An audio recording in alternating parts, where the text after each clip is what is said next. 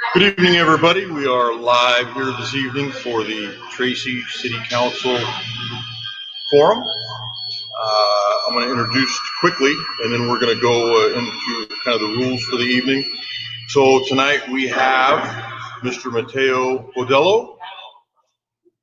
We have Ameni Alexander, Mr. Cliff Hudson, Ms. Elizabeth Ortiz, Mr. Jaime Medina, Mr. William Mutzenberg, Ms. Eleassia Davis, Mr. Amrik Wander. So we have all the candidates here tonight. It's going to be a good full night of the exchange of ideas, if you will. So what I first want to share is the rules of decorum and how we're going to do this tonight.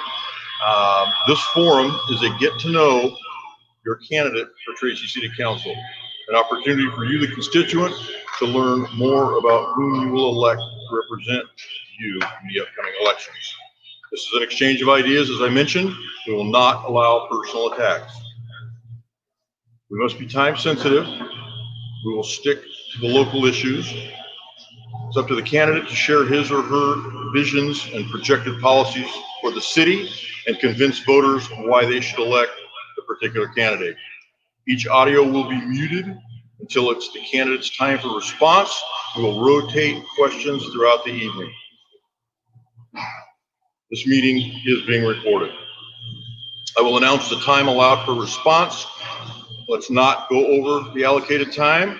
I have a lot of buttons in front of me, including a mute button. My job is to be fair and move this along. I would ask that you please refrain from using your cell phones during this evening. For the forum, not only is it a distraction, it's very unprofessional and shows a lack of respect on the screen.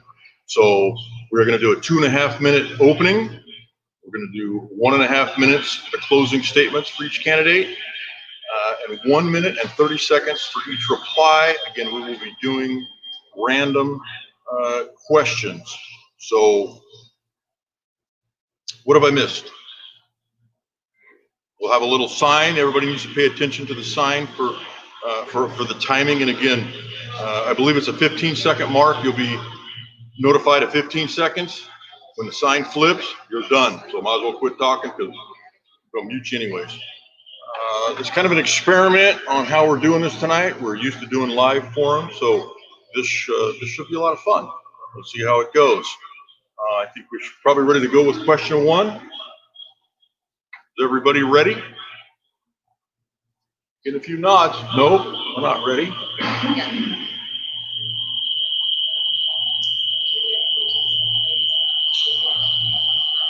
Well, while we're waiting,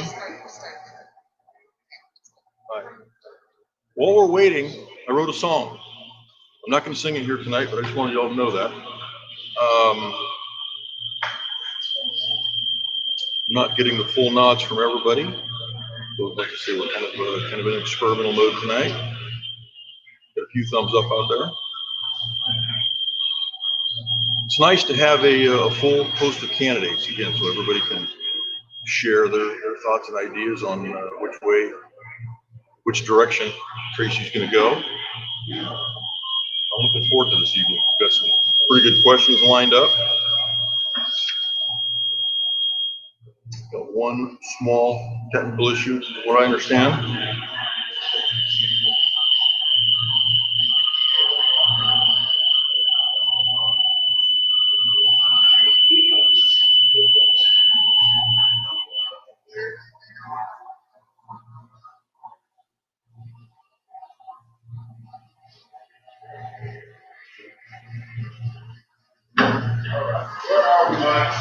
I think we're ready to go. We hot?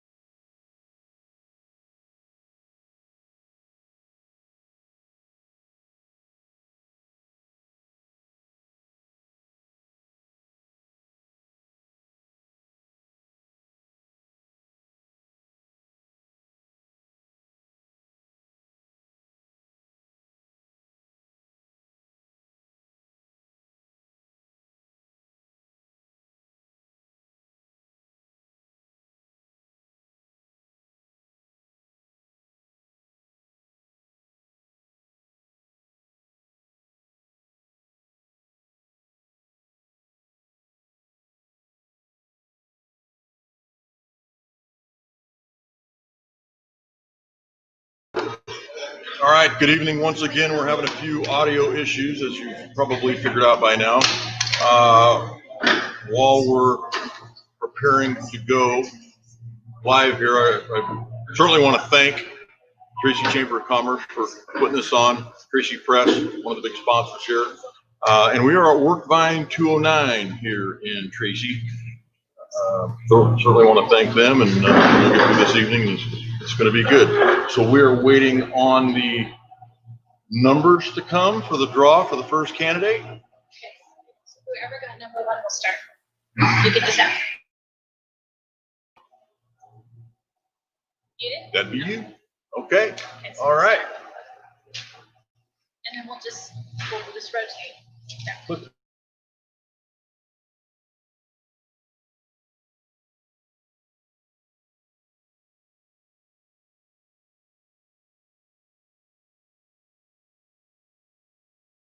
Forward from the community.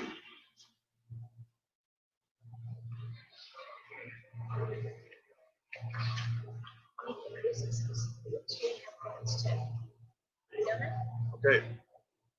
So what we're going to do first, before we start asking questions, just go back to one of my original statements. We've got a 2.5 minute opening statement for each of you. Mr. Wutzenberg has pulled number one, so he's the first. He's the one to go first. You're ready to go. All right, good evening. Hello, Tracy. My name is William Wutzenberg, and I'm running for Tracy City Council because I love my hometown, and I want to make sure that as we think about the development of our city, that we are thinking smart and strategically about how our city is going to look in the 21st century. As a young person myself, I want to make sure that the policies that we are making today are going to have a positive impact on my generation and the generations to come. I believe that our city needs to address the housing affordability issue head on to make sure that everyone can afford a home here in Tracy. I want to make sure that we are cutting commute times by investing in public transportation that's going to cut emissions and cut commute times so that people can spend more time here in Tracy working, living, and playing. I want to make sure that our city has a strong economic recovery plan to address the impacts of COVID-19 so that all businesses can thrive here in the Triangle. As your city council member, I'm going to work with all stakeholders and the community at large to make sure that our city is ready for the 21st century and beyond. And so I hope to count on your vote this November and look forward to tonight's forum. Thank you so much for this opportunity. Thank you. The next person up on this is Mr. Amrik Wander. You are number two. You're hot.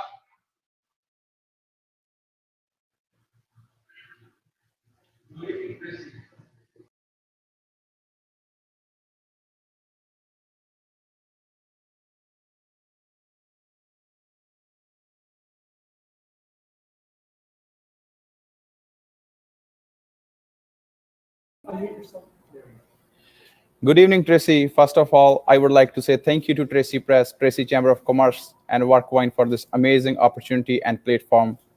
As you know, myself, Amrik Wander, candidate for Tracy City Council 2020. I'm a family man, happily married, and have 2 kids. My son is about 5.5 years old, and he just started his kindergarten last month. My daughter, she is 21 months old. I have engineering in computer science, and currently I'm working as a senior software engineer. But I'm also a small business owner. Currently, I am also serving as a civil service commissioner for San Joaquin County. I would like to share a little bit about my plans and policies for our city. Public safety is my #1 priority, and I'm committed to make sure the safety of our streets, park, and businesses. Another big issue is homelessness, and for this, we need to work with our county for sports services, expand local mental health, substance abuse services, and local level, we need to start job training services. Tracy, another big issue is traffic. To relieve the traffic congestion, I support Valley Link Rail, Ace Rail, and buses, and I'm an advocate for transportation projects. Economic development, developing local businesses, improve city infrastructure is also my top priority, and also I'm committed to bring quality household jobs to Tracy. Improving healthcare. As of today, we have only 1 hospital in Tracy, and believe it is the time for us to revisit the question of second full-service hospital. We should have like R&D trauma center, which will bring 100 of new jobs to our city. Educational opportunity, losing the Notre Dame program was a real setback, and I support the expansion of Delta College and bring a 4-year college to our city. So that's all about my policies. Tracy is a great community, and I'm eager to the opportunity to make it even greater. Thank you. Very good. Thank you. Next up, we have Ms. Elizabeth Ortiz. Hello, my name is Elizabeth Ortiz. I'm running for Tracy City Council because I would like to see some positive change and collaboration. We can accomplish so much more if we work together and form positive relationships. I plan on living in the city for a long time. I have 3 children at home. I'm a mother of 5. I have 3 children at home that attend a high school and elementary schools here in Tracy. I want to continue to make sure that Tracy has the potential to be a safer city.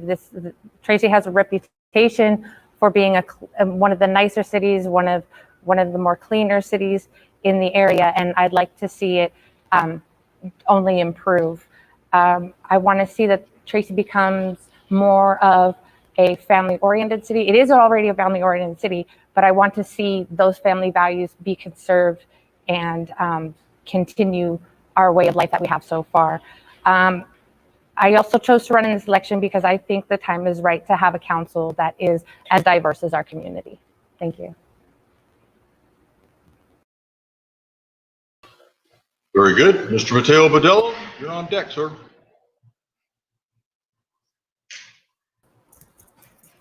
Good evening. My name is Mateo Bedolla, and I'm running for Tracy City Council because I believe in Tracy's potential. Now more than ever, we need everyday residents on the Tracy City Council to speak up for our community. Having been born and raised in the city of Tracy, as the son of a former field worker, I could have either been another statistic or work hard to achieve success. So I focused on school. I earned my bachelor's degree from a California State University and worked as a carpenter during school.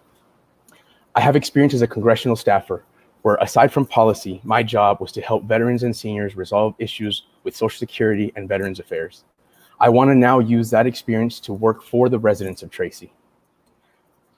We need a fresh approach when it comes to creating job opportunities. It's time to address our lack of apprenticeships and vocational education for high-wage tech and manufacturing jobs. It's time to address and fund safer communities by funding efficient fire, medical, and public safety services. As someone who lost a healthy father to the COVID-19 virus, I sincerely understand what it means to prepare and how I sincerely understand what it means to prepare and respond to emergency situations and how that can ruin or save lives. It's time to renegotiate our tax sharing agreement with the county to actually fix our budget deficit, improve our city services, and improve quality of life for all Tracy residents. I will be voting no on Measure Y.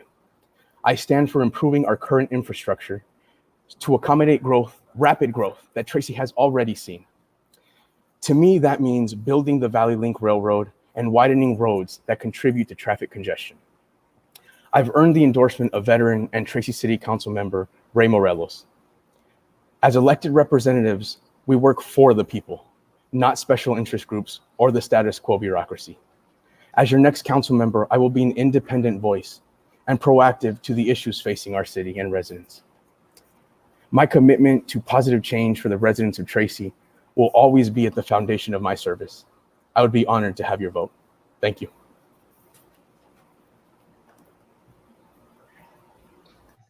Okay, good job. Ms. Eleassia Davis, you're up.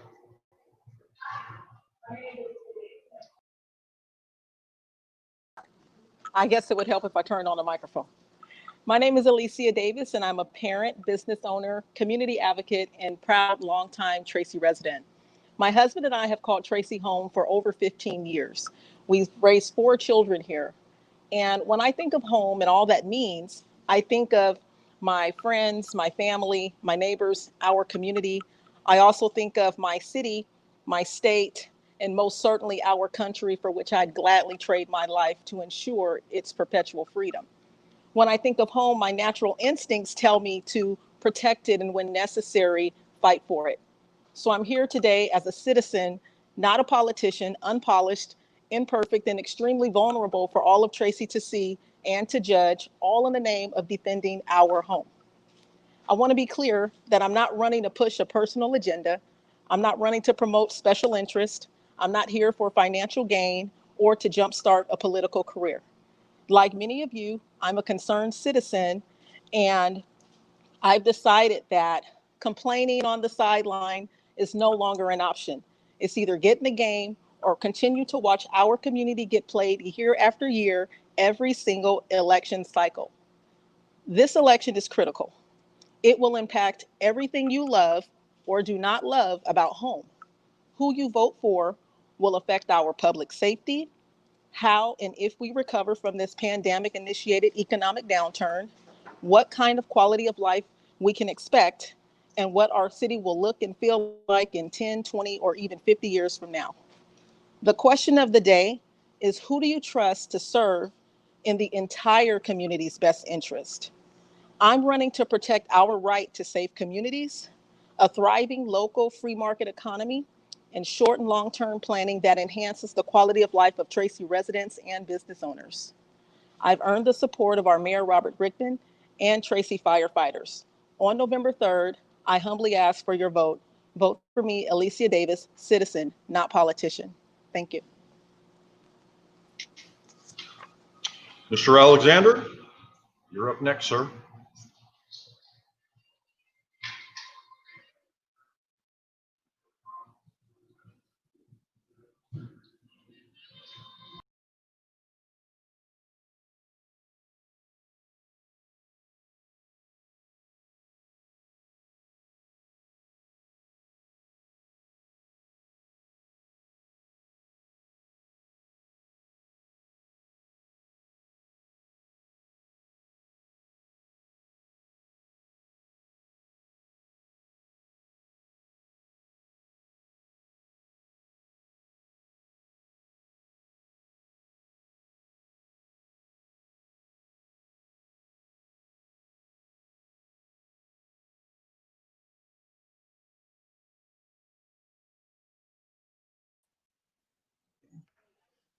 Hello, my name is Dr. Amani Alexander, and I'm running for I'm running for the City Council.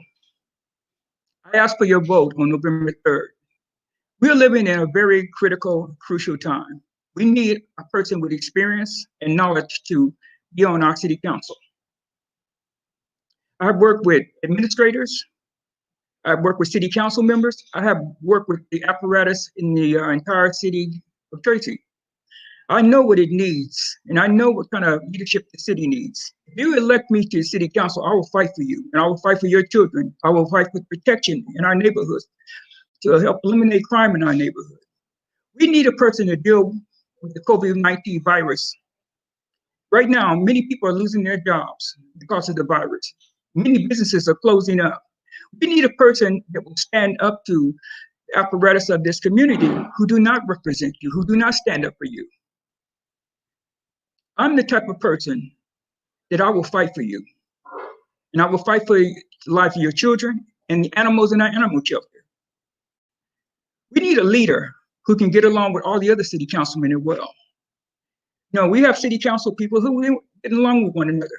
I would like to be the kind of city council person that, as an ordinary person, you can talk to, and I can get along with the other city council members and the mayor, so that we can work together to provide policies that will work for all of us.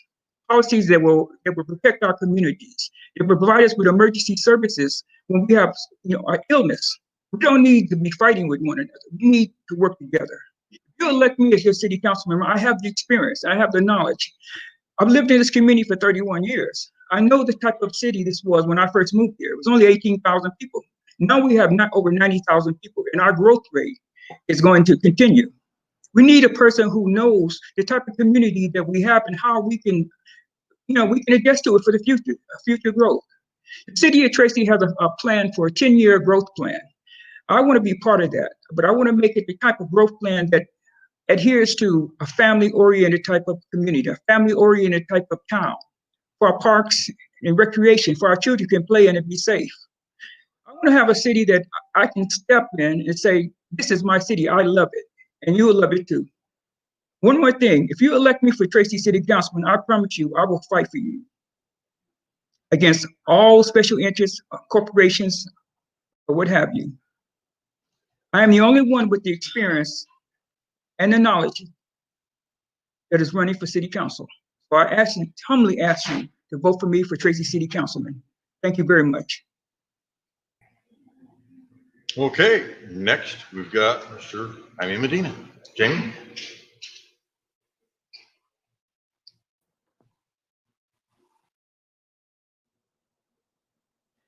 Good evening. I'm Jaime Medina. I'm a fifth generation.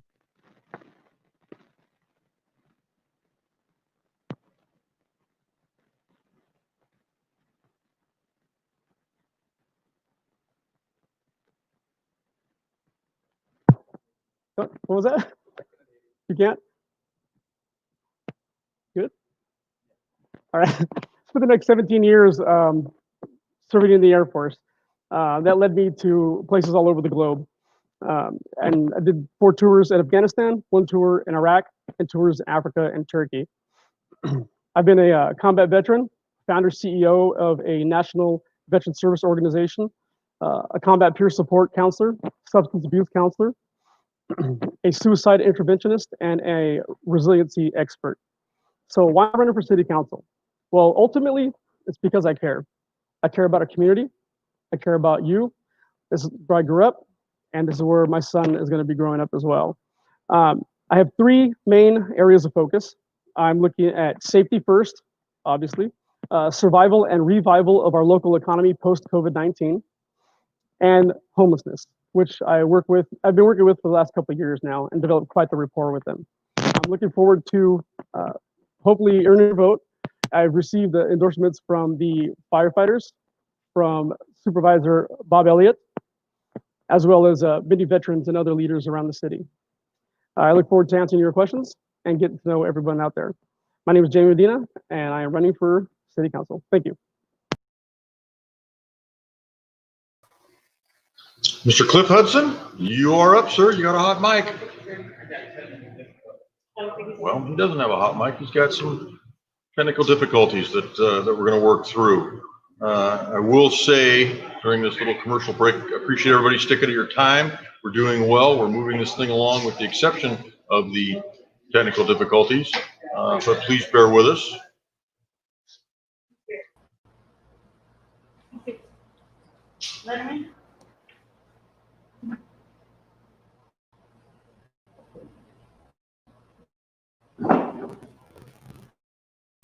You're still frozen. Is Mike frozen? Hi, I am Cliff Hudson. I am running for city council.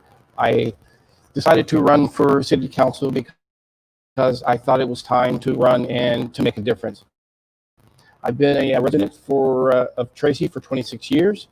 And one of the things that I recognized that I'm from a small town back in Pennsylvania. And when I moved to Tracy, this is the first place that I've actually felt and considered to be home. In the last few years, I have noticed that Tracy doesn't feel like home. There is an awful lot of animosity and infighting.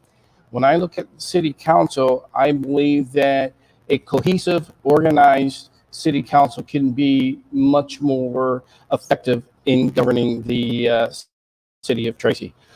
We have issues we now that are coming. We have a fiscal deficit, or I mean, we actually better say a structural deficit.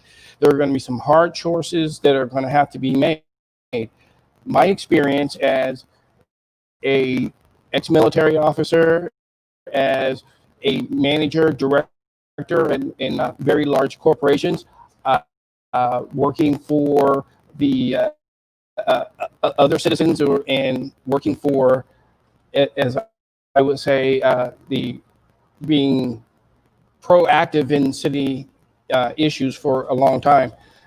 I've been on the board of the Chamber of Commerce. I've been the chairman of the board of the Chamber of Commerce. I'm your current planning commissioner.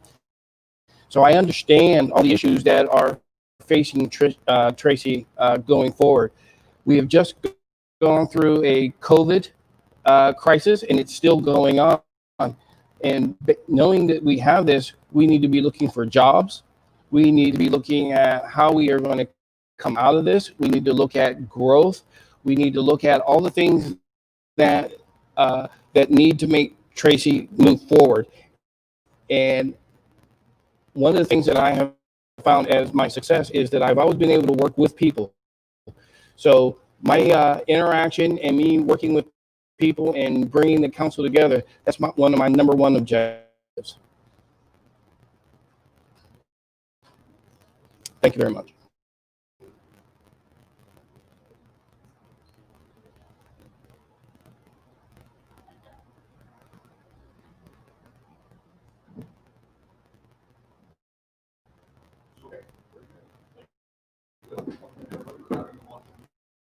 One minute and 30 seconds for your response. Again, we will be picking a random order, to be fair. So with that, I think we're ready to go to question number 1. And this is going to go to,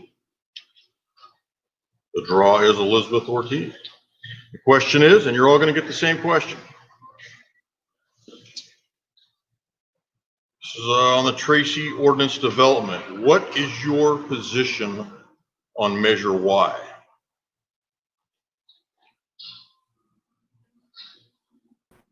So I'm against Measure Y. Sorry, I'm getting a lot of feedback. Can you hear me okay? Okay, so I'm against Measure Y. It does not designate historic downtown as a historic downtown. So it leaves future developers to design buildings without strict policies on their designs. I think it's poorly written. It has no timeline. It's very vague. And I personally don't want to see high density housing in the historic district.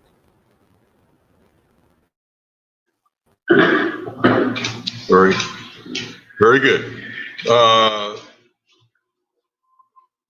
Jaime Medina, you're number 2 on the list. Yes, sir. Thank you for the question. I like Measure Y. I think it's a good, I think it's a good plan. I think it's a good progressive plan. We need a plan to coincide with the Valley Link. I do like it. I think it's a little rushed. At first, I wanted to support it, but like I said, I think it's a little rushed, and I'm seeing a lot of people out there not supporting it. And at the end of the day, we need to listen to our constituents. We need to listen to our neighbors, friends, and family out there in the community. And if they don't want it, and they don't like the way it's written, they feel like it's being rushed, then at the end of the day, we need to go with them. So at this time, I cannot support Measure Y, sir. Thank you.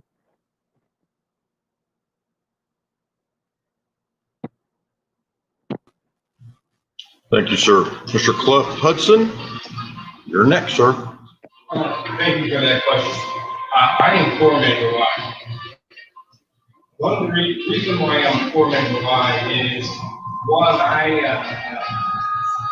yesterday when I was working on a particular issue, I worked and looked at and calculated that I had basically spent the last 2.5 years commuting to the San Jose area, and I was working over the hill. Measure Y, Valley Link is going to come to Tracy anyway. Without Measure Y, Valley Link will drive right through Tracy and never stop. When I decided to run for office, or run for this particular office, I asked my neighbor what he thought about it. He said, if you could do anything to help that commute, I'm all for you. This is exactly what he's talking about. Anybody who has dealt with that commute understands it's not necessarily all about how fast we were driving. It's about getting off the road. It's also about being green. So Measure Y and also working downtown. In order for downtown to actually grow, we need to incentivize the people down there. And it is I want downtown to grow. Measure Y will begin to do that. We have to think forward.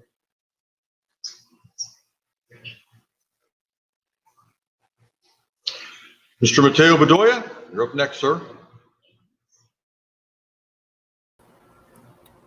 I'm not muted, correct? Okay. So Measure Y is not in the best interest of Tracy. I've already heard misinformation and flip-flopping on this issue, and I'm going to be very, very direct and honest. Measure Y is not in the best interest of Tracy. Building more homes will not reduce traffic. The area where Measure Y is being proposed has contamination that we don't know how much it's going to cost to clean up or who's going to pay. The city attorney, when the ordinance was being written by the current city council, tempered expectations that voting for this measure does not create transit-oriented development and does not directly provide for Valley Link. She was under a legal obligation to clarify that. So anybody telling you that Measure Y is the last rubber stamp in the Valley Link process is providing you with misinformation. I stand for improving our infrastructure that we currently have to keep pace with the rapid growth that Tracy has already seen. That means building the Valley Link Railroad without Measure Y and widening roads that contribute to traffic congestion. To make those infrastructure improvements happen, we need to work on the lack of funding and halting home building when and where appropriate, so we can have access to local, state, and federal infrastructure funding to badly fix our roads and build the railroads that we need to come to Tracy. Thank you.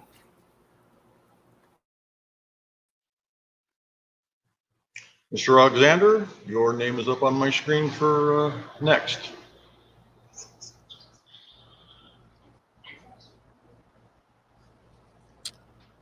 Because I think that if we can develop the high-speed rail transportation system for our city, for the Valley Link, and connect it with the development for our for low-income and homeless shelters and homes, I think it would be in our best interest in the long run. So I would support the development of it, with stipulations that the development would be set aside for small, as well as for small businesses and for homelessness. Otherwise, I would not support it, but I would support it if those stipulations were placed into it.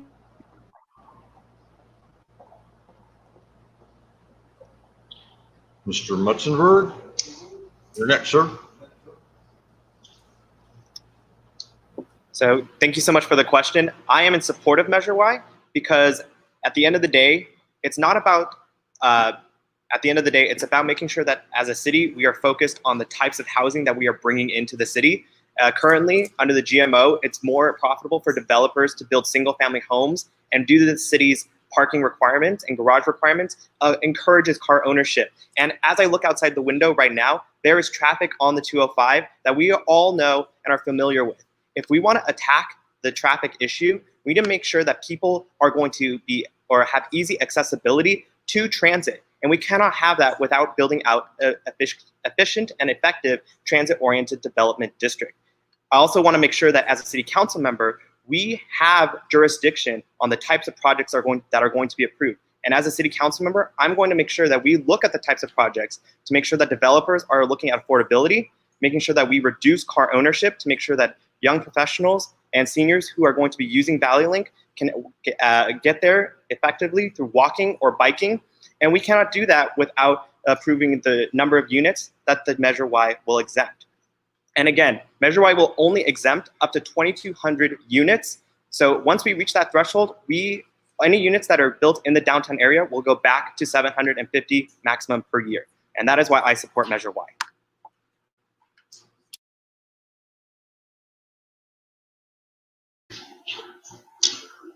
Mr. Amrik Wander, you're next, sir.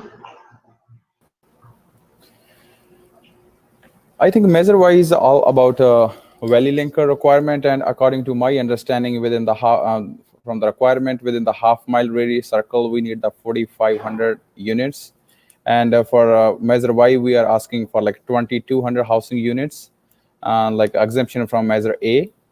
But that is like there is a lot of information and which is on the website for Measure Y, and also city staff have the documentation for this. We are here to for like a public's voice. So since public have all the information, they can get it from the City of Tracy website. They can download it. So we are here to support public, and if public go yes for that, and if I get elected, I'll fully support that. If public go no, and we are here for public, and we have to decide what public choose, and we need to make sure what public has to say, so we support them.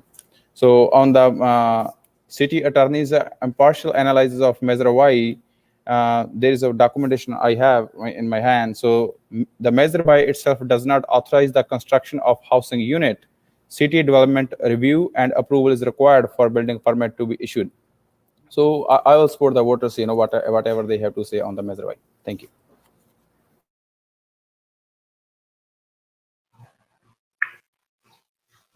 Eleassia, your turn, ma'am.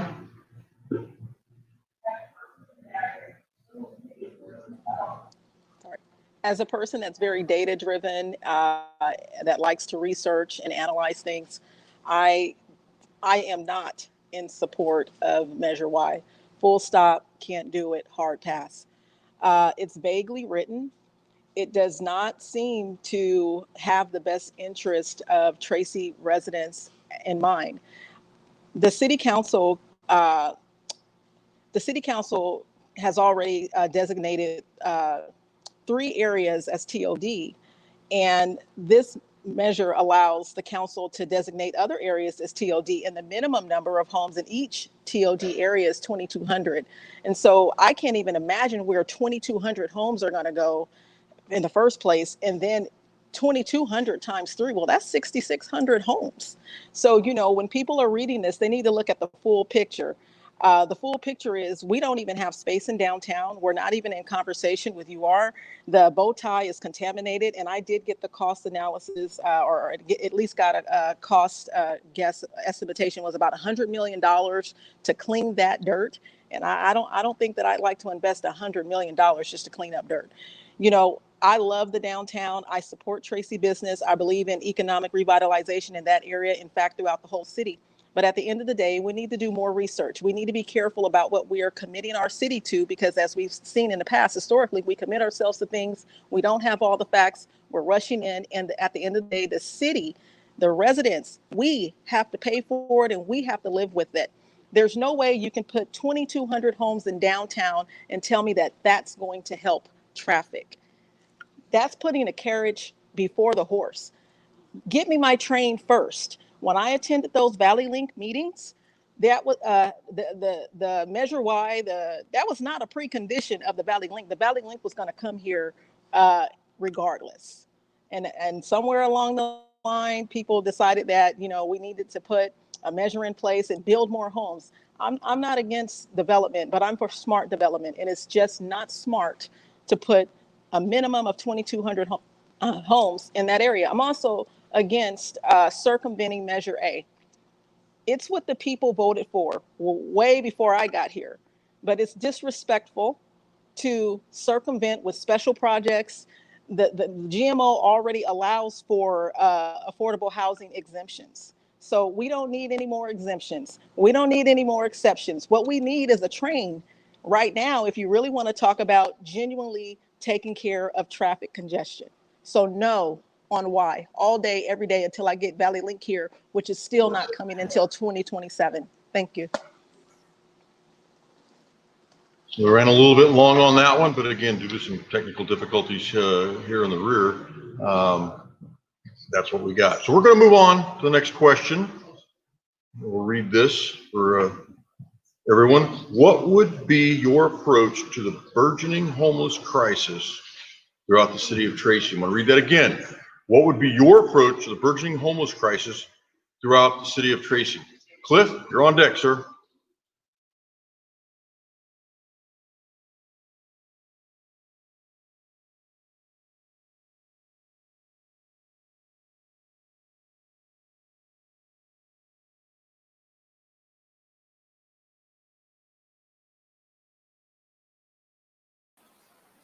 Okay, let's start it again. Can you hear me now? Okay. For the homeless issue, there is not necessarily just one issue or one bullet that's going to solve that problem. I think the city is taking the correct first step in getting ready to bring in a particular facility so that they can at least house homeless people for a certain period of time. We also need to look at healthcare issues with them, because there's healthcare issues, there's mental issues that need to be dealt with, there's drug abuse issues that need to be dealt with. It is a burgeoning problem. It is only getting bigger and bigger and bigger as we keep going on. So we need to bring in all the stakeholders, all of the businesses, the healthcare professionals, law enforcement, everyone that has a piece in this, and the citizens, and move forward to try to do something rather than pretending like it's going to go away or it's not a problem. There are other cities, there are other towns, that states that are also dealing with the exact same problem. I would like to look at and collaborate with them and work together to see what we can do. So moving forward, one is getting the facility where we can house people overnight, get them out of our parks and off our streets, and two, really look at what we need to do for healthcare, mental health, and drug addiction. Thank you very much. Thank you, Cliff. Eleassia, your turn, ma'am.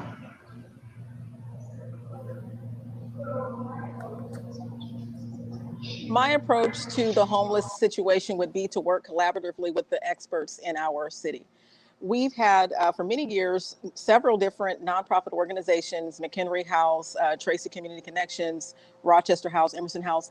I would have liked to see those people, those nonprofits get together and form a joint union to apply for grants and come up with ways to supply mental health, substance abuse, transitional housing, and self-sufficiency programs to hold people accountable that are ready to impact change in their lives. At this point, I would suggest that we select the right county board of supervisor, and I'm supporting Robert Rickman for that, so that we can hold the county accountable for giving us our fair share of resources so that we can properly address homelessness in our area. So I know our county received $50 million. Tracy got little to none of that. And we can't really have a serious conversation about addressing homelessness without support from our county.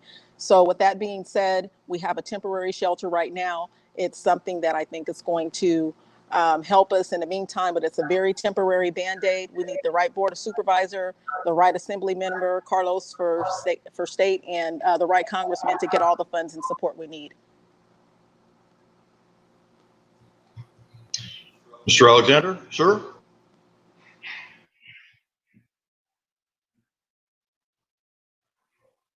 To solving the homeless problem is that we have to look at it from all sides.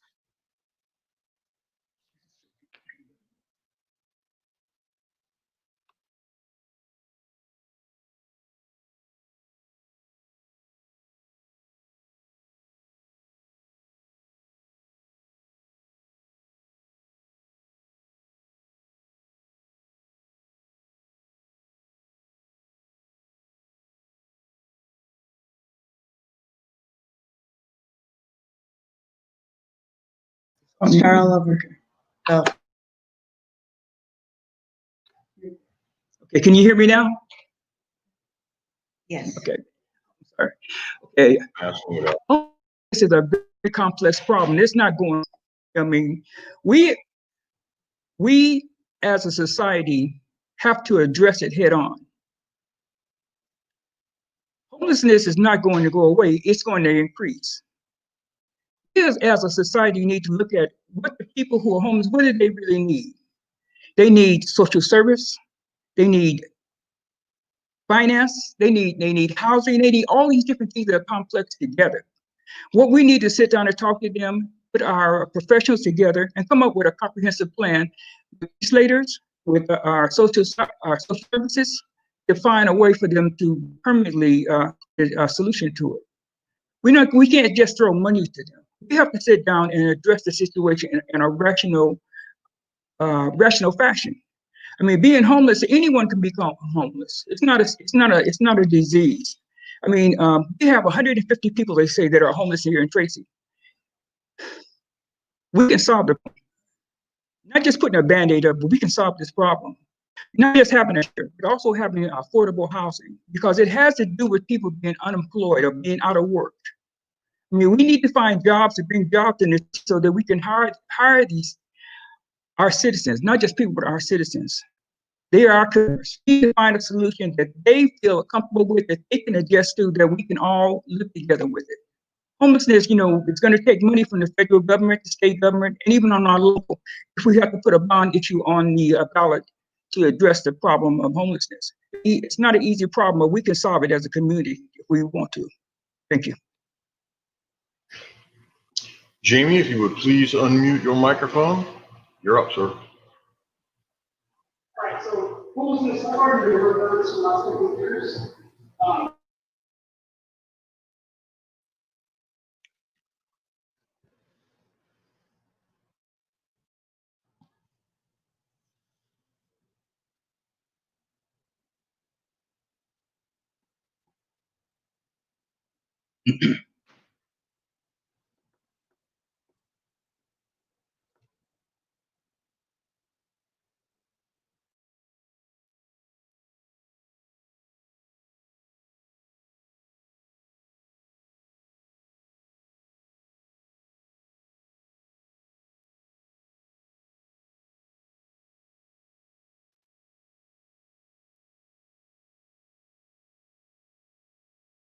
No, you got me now?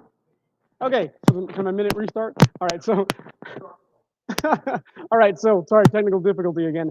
So we're here now, right? And we have a park with about 60, 70 individuals in it right now. And that park should be for the residents.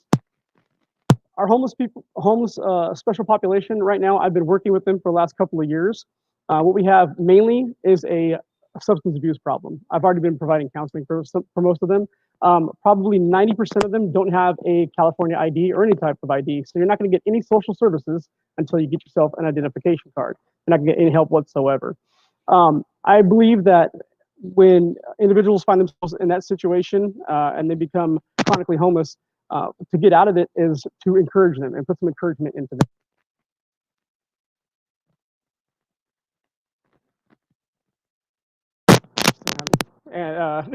And identify them so they can become peer support counselors within that special population.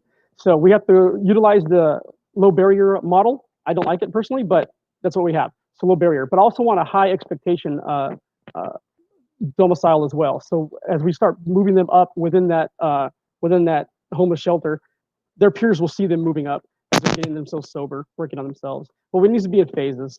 I've seen this work. I've seen it work with the veteran population as well as other populations. That's it. All right. Well,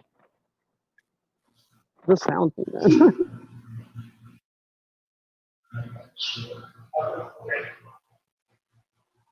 Willie, if you would kindly unmute your microphone and talk to us about your homeless answer, please.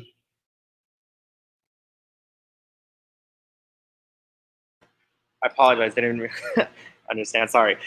So for me, homelessness is an issue of housing insecurity. And I think that is the first place we need to tackle, is making sure that people aren't feeling like they are forced out of their homes. We have far too many instances of students living out of their cars, of young mothers being evicted out of homes. We want to make sure that people can stay where they are living, because if we prevent those folks from being displaced, we are curbing homelessness before it starts. For those who have been displaced, it's clear that this current situation is not working, and it's not okay for us as a city to just bus people to Stockton or to bus people to other cities. Busing other people is just kicking the can down the road and doesn't address the root causes of homelessness. So while I'm very proud of our city for taking those first steps to address the issue with a temporary shelter, it's not enough. And I want to make sure that we continue building on those successes with transitional housing to make sure that people end up in permanent, stable housing. I want to work with our county leaders, and that's why I'm really proud to support Rhodesia Ransom for county supervisor, because she helped work on the homelessness task force that helped get us to where we are today, and that is a great first step. We also want to tie in state resources such as the governor's Project Home Key, so that we can build solutions that'll help house and make sure people have an opportunity to call Tracy home. Thank you so much. Amrik, if you would unmute yourself, you're up. Okay, so homelessness, it is a very complex issue, and I believe this is not like can you hear me? Yeah. Okay. So homelessness is like a very complex issue. And I think there is not just a one solution for homelessness, and this is a multi-tier solution. So we have different kinds of homelessness are there. So we have to categorize those. So like there are the veterans who serve for our country, and when they come back, they look for the family-based jobs. It is difficult for them to find other job. There are outdated skills and no skills. And there is substance abuse is there, mental health issues are there. So substance abuse and mental health issues. So we need to work with other cities and county to bring services to our community. For outdated skills and anyone is like outdated from their skill and they're looking for the new technology jobs or any new jobs. So we have to provide the vocational training and those kind of programs. I believe we need to start at the local level. So right now, city is now providing a temporary shelter, but we need something better. We need to create a permanent solution to provide the shelter, because every single person deserves a roof on their head. So at least we should have the permanent shelter for the homelessness task force. So thank you.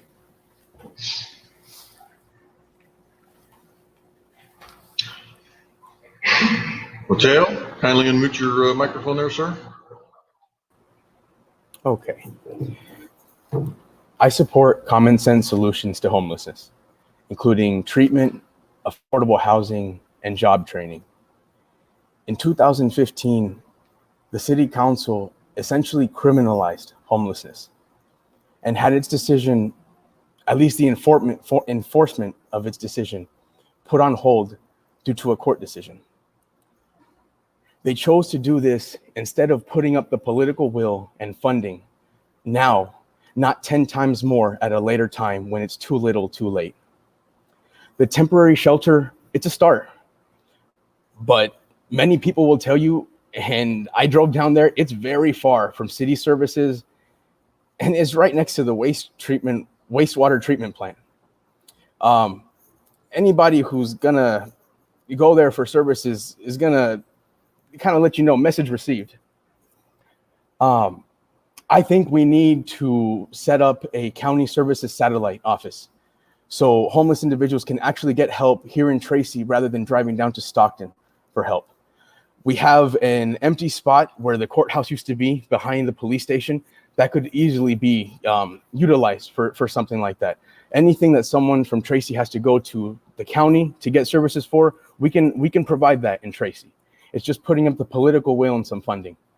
We also need a shelter to actually be able to connect people with mental health services, treatment, and services. How we can further strengthen our position is by negotiating our tax sharing agreement with the county so that we can actually have the funding we need for Tracy services and to help Tracy residents.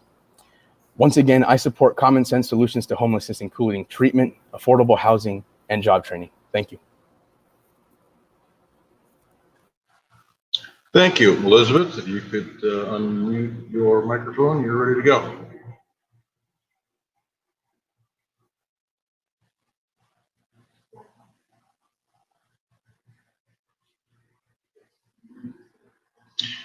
We are having some technical difficulties. I think at this point, instead of moving on to the next question, to be fair to all the candidates, including Elizabeth, maybe time for maybe a quick break. You guys want to take a quick break? We got one thumbs up. We're an hour in. I'm not against it.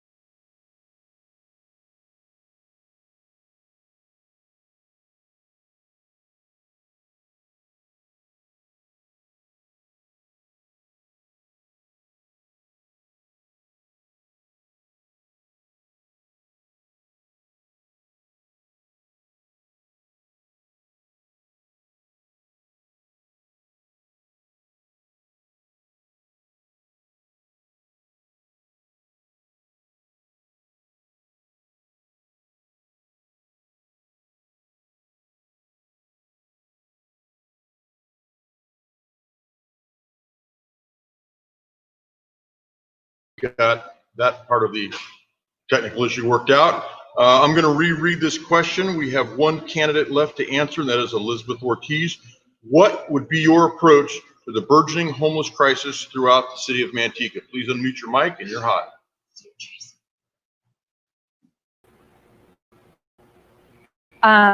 So it's very apparent that the city of Tracy has a homelessness problem. It's very apparent in Pescadero Park and right along the fence line of North School. I believe that we need to address the homelessness issue with preventative measures, such as bringing a satellite office of county resources for behavioral health and mental health, drug abuse prevention. There's also the Child Abuse Prevention Council, which is a very great place for families and resources to help alleviate stress of being low income. Oh. Can you hear me better? I apologize. We need more self-help legal services and transitional housing for homeless families and veterans.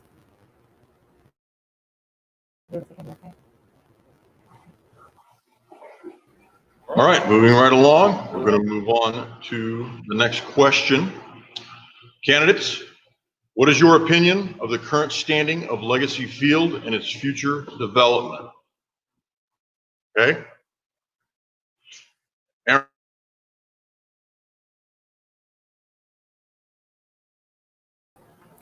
What was the question, Mike? Can you repeat it again, please? What is your opinion of the current standing of Legacy Field and its future development? Okay, so for Legacy Field, I believe we are in the phase 5th, and which is pending as of today, and which required about $9 million to complete that project. Which have we have to do the paving for the parking lot, and we have to do the like bathrooms. There are like in our grounds already there are the potholes in there. They need the repair. But we are all in here for the amenities. I'm again, for Legacy Field, I support Legacy Field, and I think the phase 5th it should be supported. But at the same time, we have the aquatic center is also there, so we have to see we cut the waste and we create some surplus for our budget, and we fund the community projects. And I never think it is between Legacy Field or aquatic center. We are all in here for the amenities. So Legacy Field is the 5th phase. We should complete that, and then we should also start working on the aquatic center. Thank you. Mr. Alexander, if you could please unmute your microphone. You're up next, sir.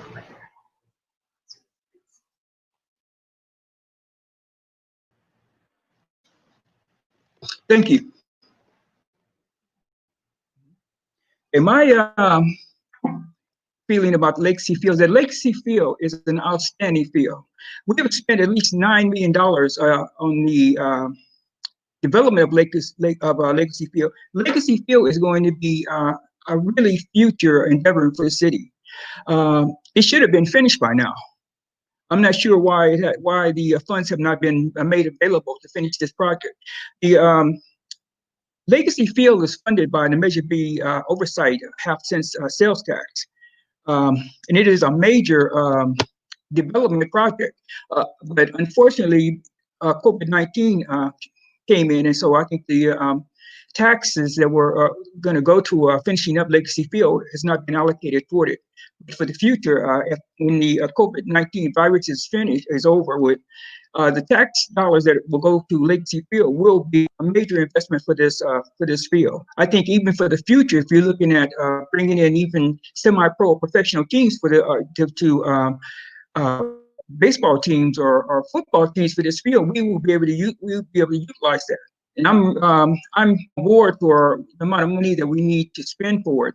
Although my feeling is I'm a little skeptical why that $9 million hasn't been used finish the project. I don't know what else needs to be done. I know there are some amenities that need to be done for it, but they shouldn't cost no more than maybe $1 million to finish it at most. I wouldn't say spending a whole lot more money. I think right now Legacy Field is a project we have to go forward. I'm in support of it. Thank you. Mr. Bedolla, if you would unmute your microphone, sir. Okay. To be direct, I support the completion of Legacy Fields and the Aquatic Center. I want to provide a little bit of context. We have just experienced the longest economic expansion, one of the longest economic expansions in our country, and one of the best economies in our history. And we have a 12 million budget deficit. This was 6 million. It was a 6 million deficit before COVID, and now COVID has caused a 6 million and greater, an ever increasing number to our budget deficit. So this is going to force us to make some hard decisions. I'm going to explain why Legacy Fields, the specific phase that we're talking about, has not been completed. In 2017, the city inherited, I believe it's 9 baseball fields from Tracy Little League. And so they essentially added on to the city's workload. The reason why this has caused so much trouble for the community is we took a phasing approach, and that's why we have the current results. The parking lots were a low priority until now. Playable fields at the time were the highest priority. As I mentioned before, our economy, our budget took a big hit due to COVID-19, and and the Measure V sales tax has essentially dried up because we are not getting any of the sales tax revenue from walk-in sales. One way to strengthen our position in getting our amenities done is to renegotiate our tax sharing agreement so we have more money for Tracy services and Tracy residents. Thank you.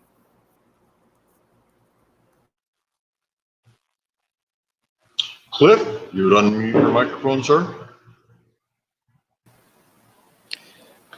Thank you very much for that question. Legacy Fields.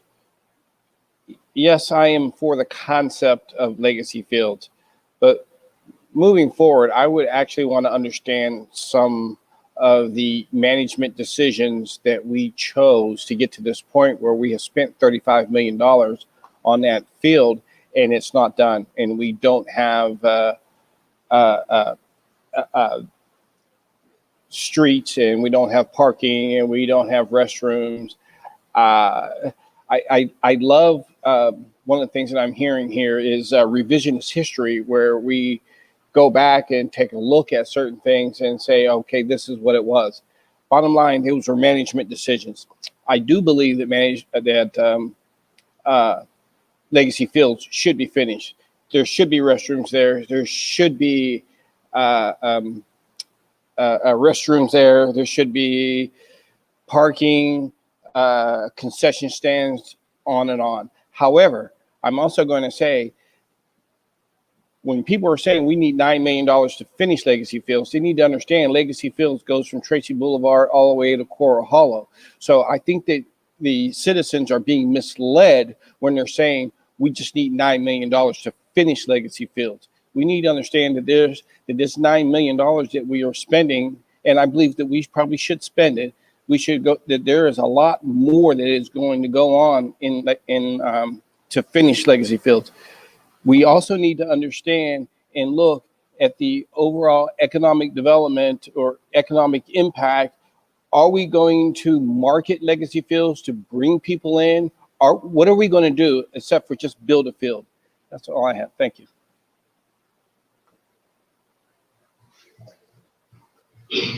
Very good. Elizabeth, you're up.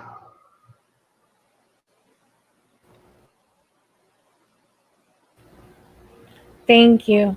I believe that Legacy Fields should be finished. I think that with everything that's gone on in the past year, Legacy Fields will help contribute to the morale of the city. It definitely needs to have the parking lots finished, the bathrooms finished, and get up and running so our families can start using this facility. I think it is important for us to have Legacy Fields for our children that are involved in sports. Kids that are involved in sports are less likely to get involved in gangs and crime activity. And so I think that it's very important that we finish Legacy Fields and the final stages, so that way we can get it done for our children and for our residents.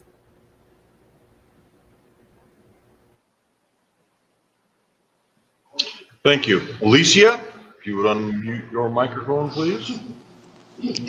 I support completing Legacy Fields. I support specifically completing the phase that we're in right now. This project is the only project right now that can generate revenue for our community to help complete the other amenities that we'd like to see here, being the aquatic center, which I'm also in support of. You know, I believe in finishing what we start. And, you know, at this point, I'm not understanding why we're having so much trouble taking the $9 or $10 million that's needed to finish at least this phase that can actually generate the funds. It'll be safer for the children and the families that utilize the field, the travel ball teams. We are a huge travel ball sports community. And, you know, it's supposed to be a state-of-the-art fields, state-of-the-art fields. And I think that at the end of the day, we just have to hold our elected officials accountable for doing what they say they're going to do. It makes sense. I don't have a dog in a fight as far as children go, but the community at whole deserves to have an amenity that's completed, that generates the funds to take care of other needs within our community. There's absolutely zero reason that we are not finishing legacy fields other than it's the will of the council. That's what they decided to do. So I support completing legacy fields and any other amenity that we commit to. Thank you. Amrik, if you would please unmute your microphone, you're up.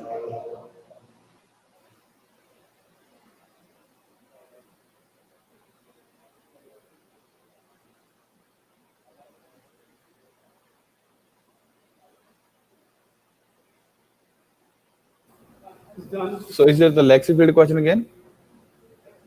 Yeah, so I think I already answered this question. I believe I already answered this question for legacy field. So you want me to go ahead again? Nope. Would you like to add anything? No. Mr. Rutzenberg, sir, unmute your microphone, please. So as many other of the candidates have mentioned, I believe that, you know, we need to finish what we start, and that is completing the first phase of legacy fields and making sure that we have those amenities in place, such as the restrooms and concession stands. But at the same time, I want to make sure that we're thinking smart about what the next phases are going to be, because if it's going to cost tens of millions of dollars to just using today's money, you know, what's that going to look like 10 years down the line? Legacy Fields has been a 10-year project, and we still need another $10 million more to complete it. So I just want to make sure that when we think about the completion of Legacy Fields, we are focused on completing this first phase, that it can be used by the residents, so that we can see how much use it is getting, and if it's profitable at all, then we need to divert that money to making sure that we complete the rest of the project. If not, then we still have a field that can be used by the residents. And I just believe that if we're going to be spending tens of millions of dollars in the future to complete other parts of this legacy fields expansion, why can't we spend, you know, those tens of millions of dollars on cleanup for the bow tie, for example, or other services that our city needs that's going to, you know, generate new profitability, new construction, new jobs. So as a candidate, I want to make sure that we are thinking about the fiscal health of these projects in the long term, because at the end of the day, it's going to be residents like me who are going to be living with the consequences of our decisions today. Thank you. Jamie, you please unmute your microphone. Yeah, so we definitely need to finish what we started. It's not going to be tens of millions of dollars. It's going to be about $9 million, and hopefully it's not 10 years down the road. Hopefully 10 years, we've got 9 years of use. We've been sending a message that we do not finish what we start, and you know, we want these jobs here. We want all these wonderful things to happen, but if Tracy isn't a place where people want to live, work, and play, there's nowhere to play and nowhere to live, the jobs aren't going to be moving over here. I mean, it's just common sense. You know, Manteca was able to finish their water park and their baseball park in the same time that we haven't finished Legacy Fields. So I would say take a play out of their playbook, whatever they're doing right, and implement it here, because it's pretty embarrassing. We've got hotels moving here because of Legacy Fields. And we don't have any fields. So we need to get that thing finished seriously, like now. It's ridiculous. Let's just reel it in a little bit and attack one thing at a time. Let's finish one thing at a time. And I'm all for finishing it, like now. So thank you.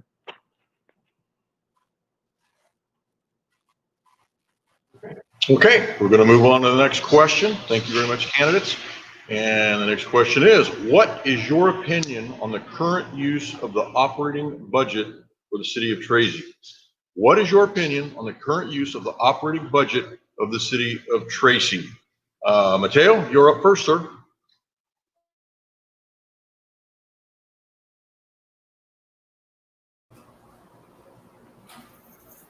Okay, so one of our highest, can you hear me?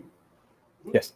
One of our biggest priorities as city council members is to be stewards of the public's money, to take care of the residents' public dollars and make sure they're being spent wisely and effectively. As one of my candidate colleagues mentioned, it's finding out if programs are being effective, who they're serving, and if they're receiving subsidies, how can we improve this program if it's actually helping residents? One of the largest chunks of the city budget goes to salaries, pensions, and healthcare costs. I believe it's roughly 3/4 of the city budget. But don't quote me on that. I'm the first person to tell you I don't have all the answers, but I will do my homework. And when it comes time to make a decision, it will be an informed decision, and it will be what's best for the residents of Tracy. Because of COVID, our budget has been met with a 12 million and growing deficit. That's not a pretty picture. So we're going to have to make some tough decisions, find out where we can save some money. And where we can have access to more funding is by negotiating our county tax sharing agreement so that we have more money for city services and to spend on our residents. I would do 3 things specifically: renegotiate the tax sharing agreement, eliminate redundancies by changing some part-time employees to full-time employees, prepping for a future economic downturn, and promising to not introduce any new taxes, especially when things are this bad. Thank you.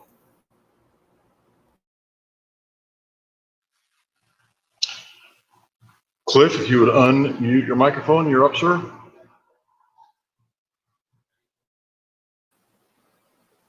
Okay. First thing that needs to happen, at this point, I can honestly say I really don't know and understand all the facets and factors of the operating budget in the city of Tracy. But I can tell you that my background is I'm an MBA, and I understand spreadsheets, P&Ls, and balance sheets. I know that going forward, one of the first things that I would do is look at the budget and understand where the money is going, understand where and why we've gotten into this spending deficit that we currently are, and drive policy that stops us from continuing to do that. Drive policy that enhances the budget, drive policy that enhances the community's overall knowledge and their understanding of why we as a council are making some of the decisions that we are making. We just talked about Legacy Fields and adding $9 more million to that. We're talking about the Aquatic Center, and that's $65 million. It's pretty easy for me to spend your money. That's got to stop. We have to be fiscally responsive, and as a council member and as a businessman, that is what I will do. Thank you. William, you're up, sir. Unmute your mic. Yeah, thank you for the question. I believe that right now, with our structural deficit, it's important to tackle that going into the next several years and making sure that we reduce that as much as we can. I believe in shoring up a strong, balanced budget to make sure that, we're being responsible with the taxpayers' money.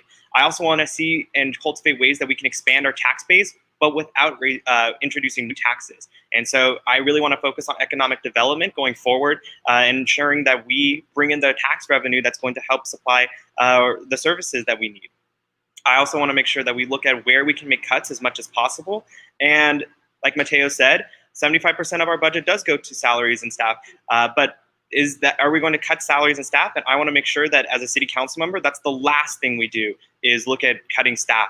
I want to make sure that we support our public servants who are working hard for the city of Tracy. And I want to make sure that we are looking at every grant possible from the state and federal government, drawing on county resources that are available for our city to provide those services. And so how can we make sure that we aren't increasing our taxes and getting as much revenue as we can from other sources to provide the services that the city of Tracy really needs. And I also want to make sure that we're also looking at the long-term costs and making sure that we reduce those as much as possible. Thank you so much. Eleassia, if you would please unmute your microphone. So, in regards to budget, I'm one of the persons that believe that you don't spend what you don't have. And right now, our council is talking about spending $65 million on a swimming pool that we don't need right now. We can't afford it. I'd like to have a brand new remodeled kitchen, but if my roof is leaking, I've got to take care of the roof first. Right now, I think we need to focus our budget on looking at things that actually generate money. And so that takes me back to legacy fields. If we finish that first phase, it will cost us $9 or $10 million to generate money to help us with our budget right now. That also brings increases to the businesses that are in the surrounding area, the hotels, like Mr. Medina mentioned, the restaurants, you know, having those teams and travel ball teams come into our city, spend money here, stay here overnight. So we have to, first of all, be practical about generating money with what we have. Also, I'm also looking at this. The city is run by people that are in our community. These are our friends, our family, sometimes our neighbors. And so we don't want to be looking at cutting at staff unnecessarily. We want to be looking at redundancy, like Mateo mentioned. We want to be looking at things, programs and things that we can cut. Right now, be careful with our money. Don't spend what we don't have. No new taxes. Finish legacy fields first phase so we can generate more money.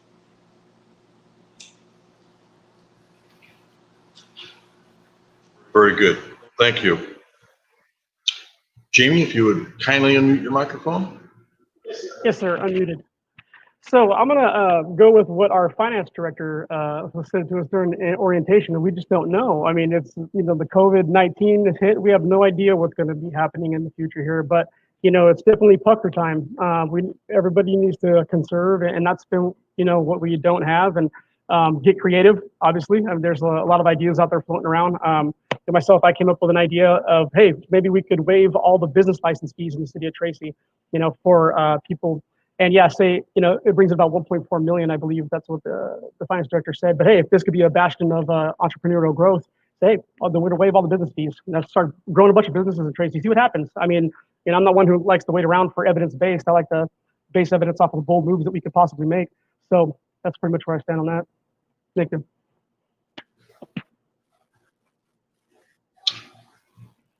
Thank you. Elizabeth, if you could please unmute your microphone.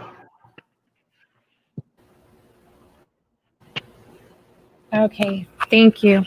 One thing I've noticed is that pretty much everybody here, we're agreeing on the thing that we need to cut our spending, and we need to figure out where we can cut our spending from. Obviously, we do not want to defund our police. We do not want to defund our first responders. That's just not an option. Neither do we want to cut money from our city employees and our administration. We don't want to raise taxes. But we have to find a way that is going to be a money generator for our city. And also, I believe as well that legacy is one of those ways. Another thing that will be voted upon in this upcoming election is the taxes that the new cannabis businesses will be bringing in. And nobody wants new taxes, but cannabis is here, it's on its way, and it will bring revenue to the city. Thank you. Mr. Alexander, please. You'll unmute your microphone.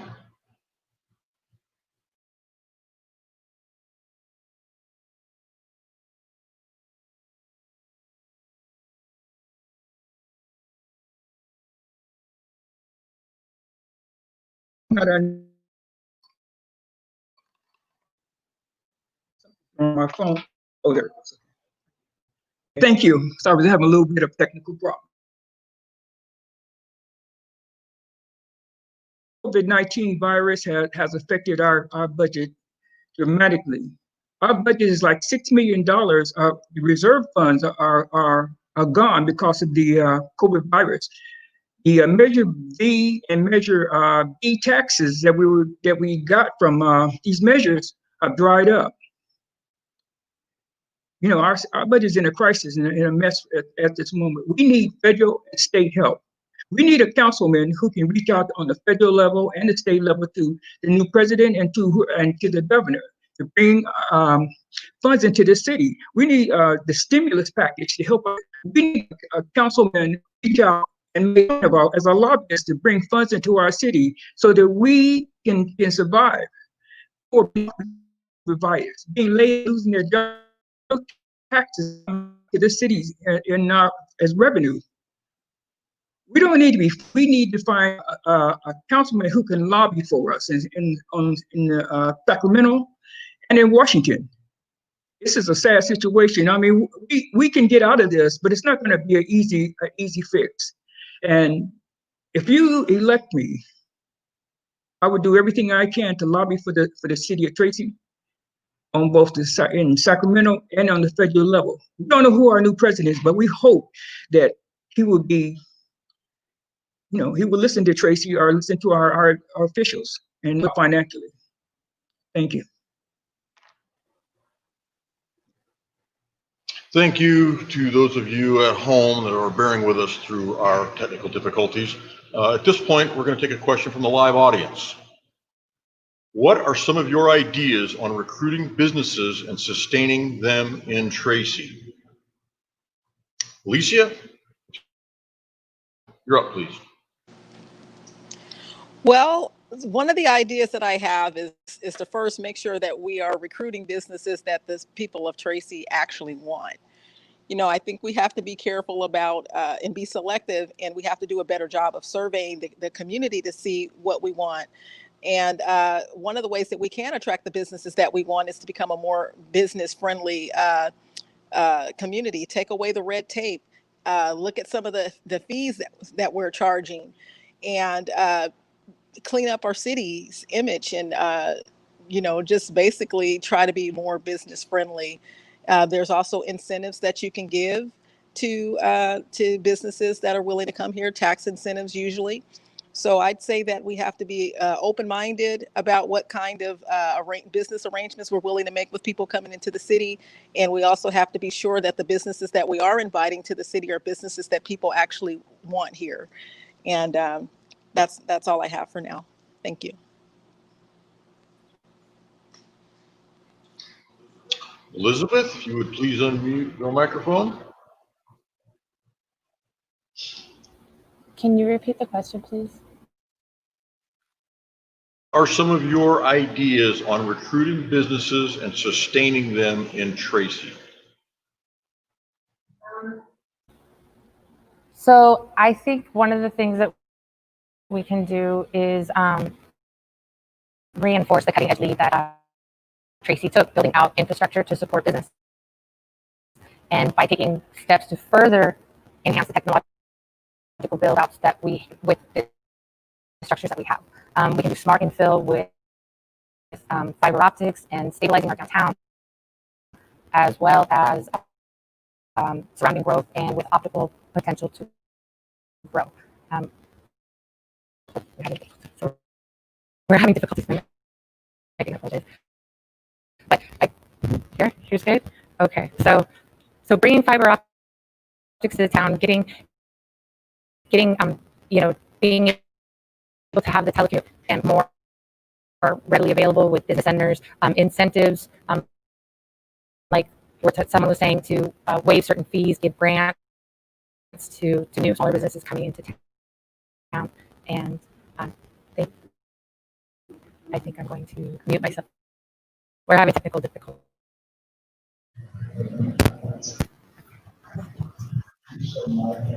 Maybe we should circle back. Yeah. Let's do that. Jamie, how about you, sir? You would unmute your microphone? So I think before we start recruiting any businesses, we need to get our act together and show the world that we can actually work together as a cohesive unit, meaning the council itself, get rid of some of the drama that's on there and show that we can finish the job and get things done ourselves before we start recruiting any business. But I think once we show some consistency there and finish our amenities and make it more attractable, that these businesses will want to come to Tracy. Like I said, we've got some serious issues that we need to take care of, and like in the military, and I'm sure Cliff could relate to me on this. Like every team reflects leadership, and if the ones at the top aren't getting together, your team's not going to work. So I think we need to start there. We need to start with getting a squared away, cohesive city council that's sounding off with one voice, and start looking squared away there to start seeing business come this way and finish what we start. Thank you. Amrik, you're up, sir. If you'd please unmute. Actually, I also did not answer the last question, I think. So can I also take a 1 minute extra and I can address the economic development? Okay.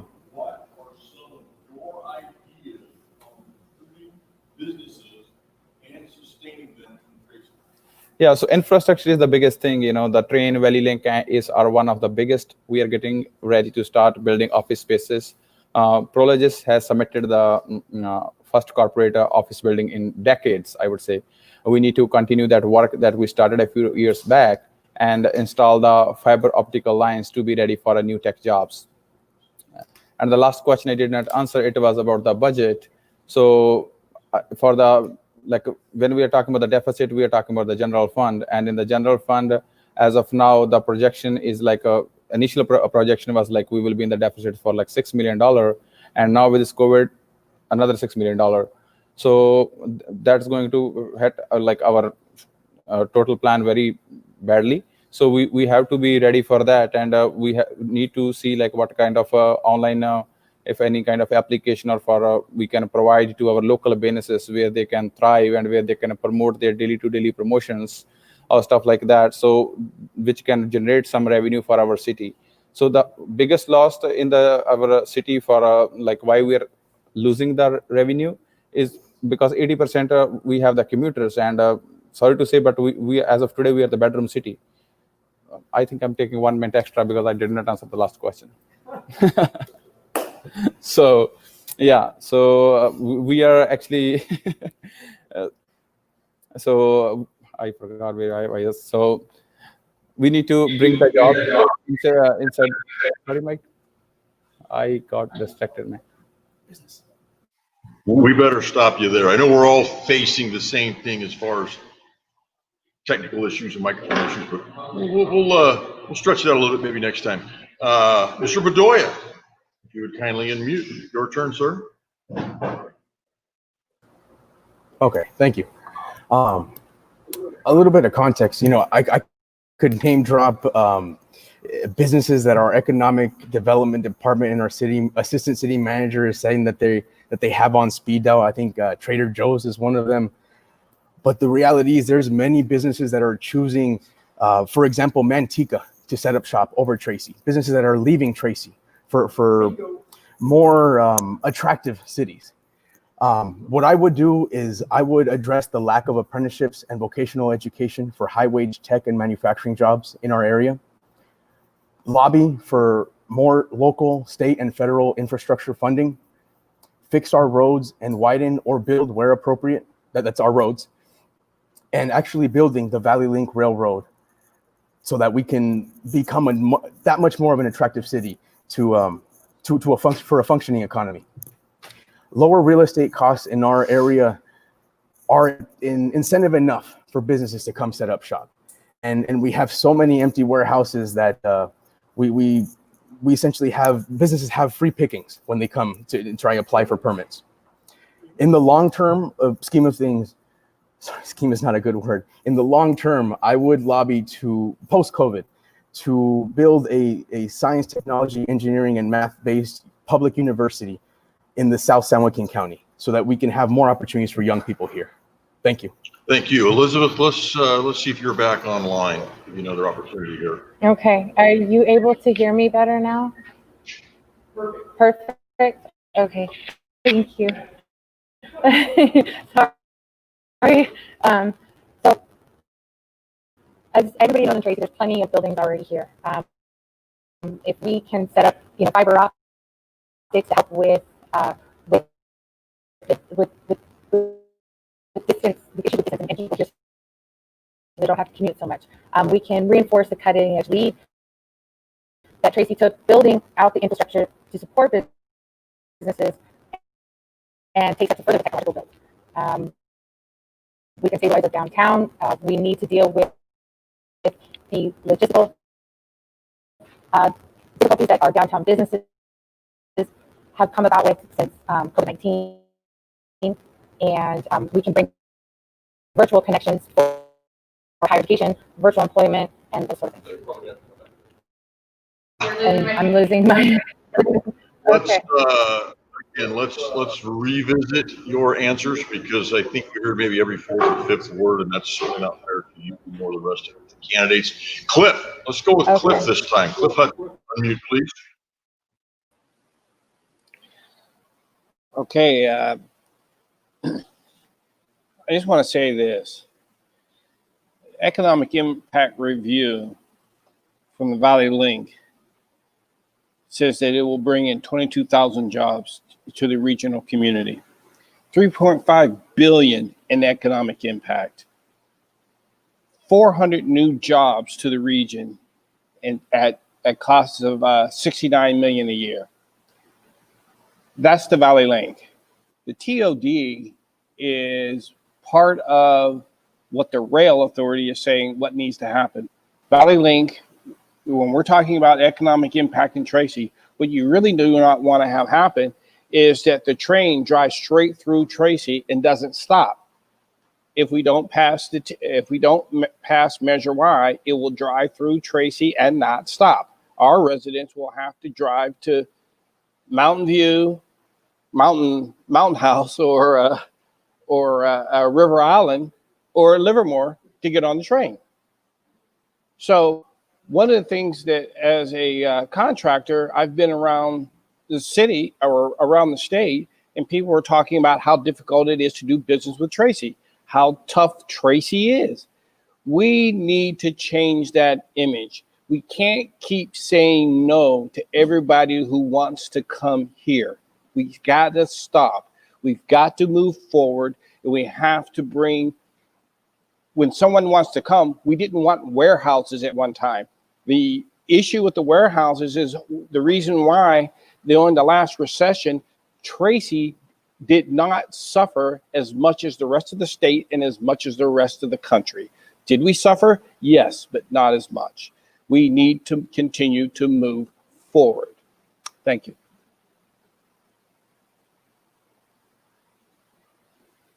Mr. Alexander, if you would unmute your microphone, you're up next, sir.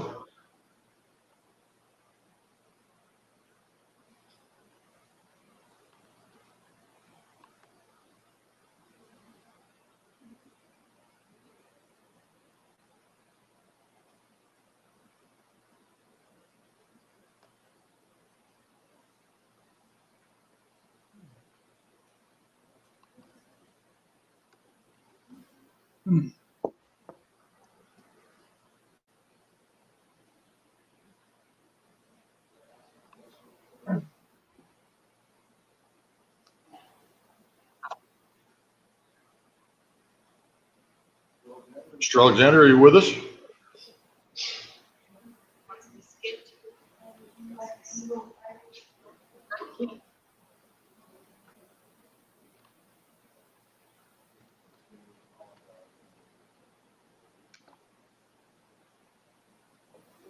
This experiment here tonight.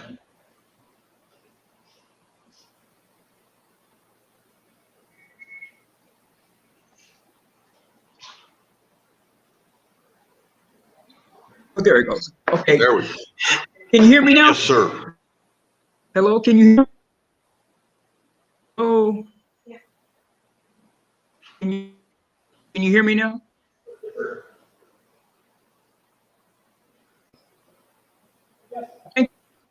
Thank you so much.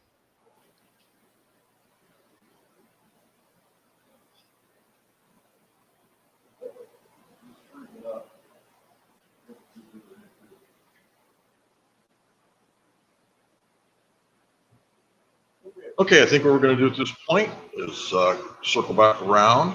Mr. Mutzenberg, if you could kindly unmute.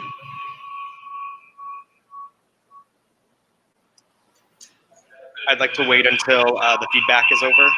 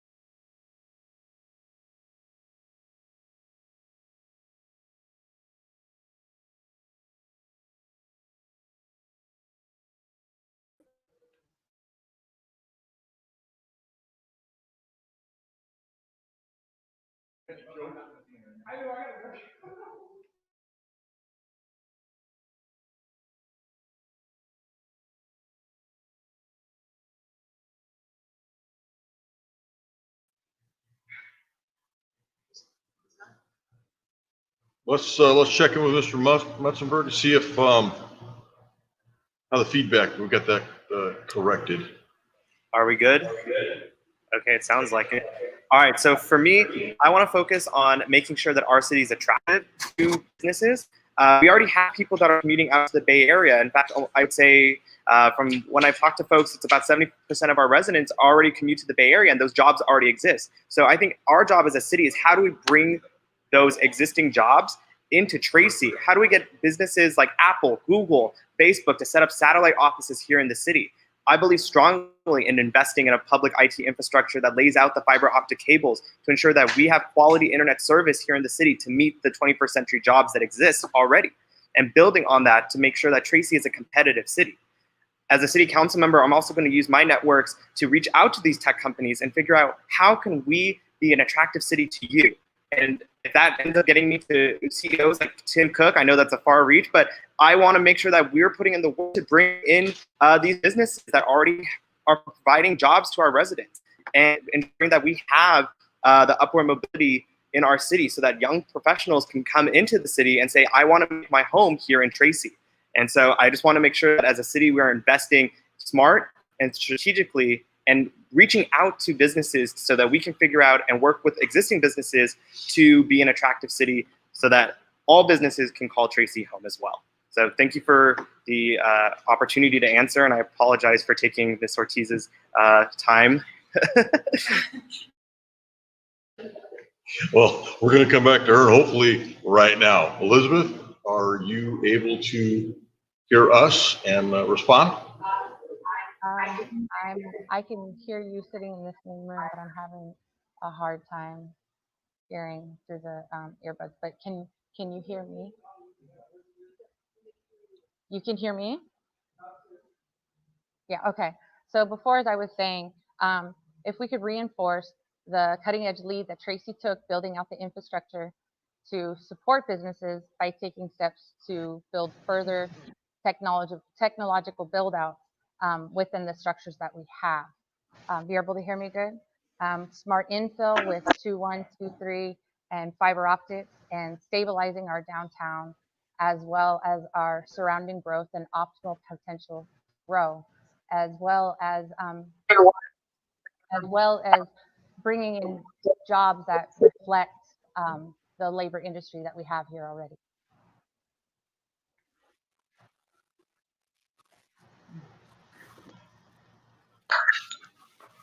Mr. Alexander, if you would unmute, we're going to give you the opportunity to answer the question, and I'm happy you can hear me. Okay, can you hear me? Can you hear me? Yes, sir. Can you hear me? Can you hear me now? Okay, well, we tried again. I'm really happy that you asked this question. This is a question I've been dealing with for many years. I've talked to several past mayors about how to bring businesses into Tracy. And one of the approaches that you have to bring in businesses, you have to look at successful models. You have to go back and look at cities that have sought Fortune 500 companies into their cities. What methods did they use? What approach did they use to bring in? It wouldn't be that difficult. We have to be very smart about what we do. You're not going to get a company to come into Tracy unless you offer them something. We can offer them tax breaks or land usage privileges, but we have to successful models are. And if we look at in the East Bay, cities that have a number of Fortune 500 companies. How come we can't attract them here to Tracy? I think if we offer them incentives to come, we could actually get a number of businesses to come to Tracy, to provide jobs here. I've talked to mayors, several mayors, and they've not really listened to what I had to say. I mean, I know it's an approach, but if you want to have success, you got to go take successful models and use those models to bring about success. And I believe that if we go out and attract Fortune 500 companies to come to Tracy, what we have to do is offer them great tax base or tax breaks or land usage privileges. And I think we can attract a number of businesses to Tracy for the future. I mean, it doesn't seem to be a difficult problem. It just has to do with people who have the mindset to do it. Thank you.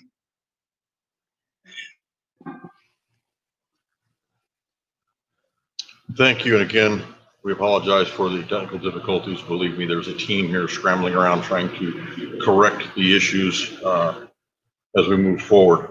And in moving forward, we had a call come in. We're going to answer this question or ask this question. Candidates, what is your stance on Measure W, which is the general tax on cannabis? With that, Mr. Motzenberg, unmute. I hope everyone can hear me okay. So I support Measure W. I believe it's time that the city of Tracy has a framework to address taxation on cannabis and industrial hemp. We are looking at the future and making sure that Tracy is a viable location to bring in those jobs and making sure that our city is an attractive place for dispensaries to open up, as well as production and other parts of the supply chain that relate to cannabis. I want to make sure that it's a new opportunity for the city to bring in $300,000 to $700,000 in new revenue, and so I'm supportive of any effort that'll help bring in cannabis so that our city can get some new funding to help supply or to help fund existing services. So thank you. Jamie, if you would unmute your microphone, you're up next, sir. Yeah, I have to piggyback on with William on there. I definitely support that measure. Because there's been a lot of dispensaries already bringing deliveries here anyway for I don't know how many years. We might as well get a stake at get skin in the game there and bring in the revenue to our city. It's kind of a no-brainer for me. That's all I got. Good one, yeah. We'll take it. Thanks for moving this right along. Eleassia, let's hear from you next, please. I am 100% in support of Measure W. As Mr. Mussenberg mentioned, it is estimated to generate between $350,000 up to $700,000. And who can complain about generating that kind of revenue, especially when we're already facing a $10 to $12 million structural deficit. As it stands, people are already going out of town. They're going to the Bay Area. They're going to Stockton. They're going to surrounding communities to purchase marijuana. And I feel like this is a long overdue measure for our community. It's a long overdue business that we've needed and that the people have asked for, and that I stand behind and support 100%. It's good for Tracy.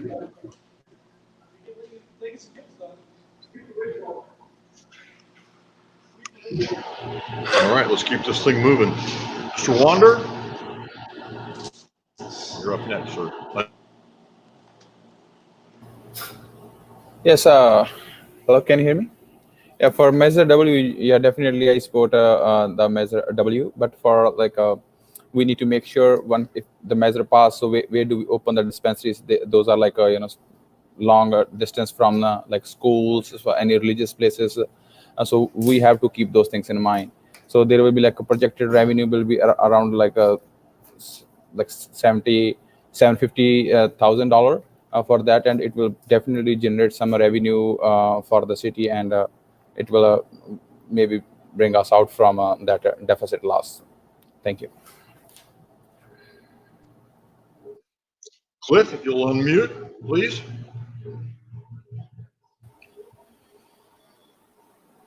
Thank you for that question.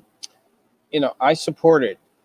And the caveat that I want to say is that one, we have to be careful that we do not overtax it.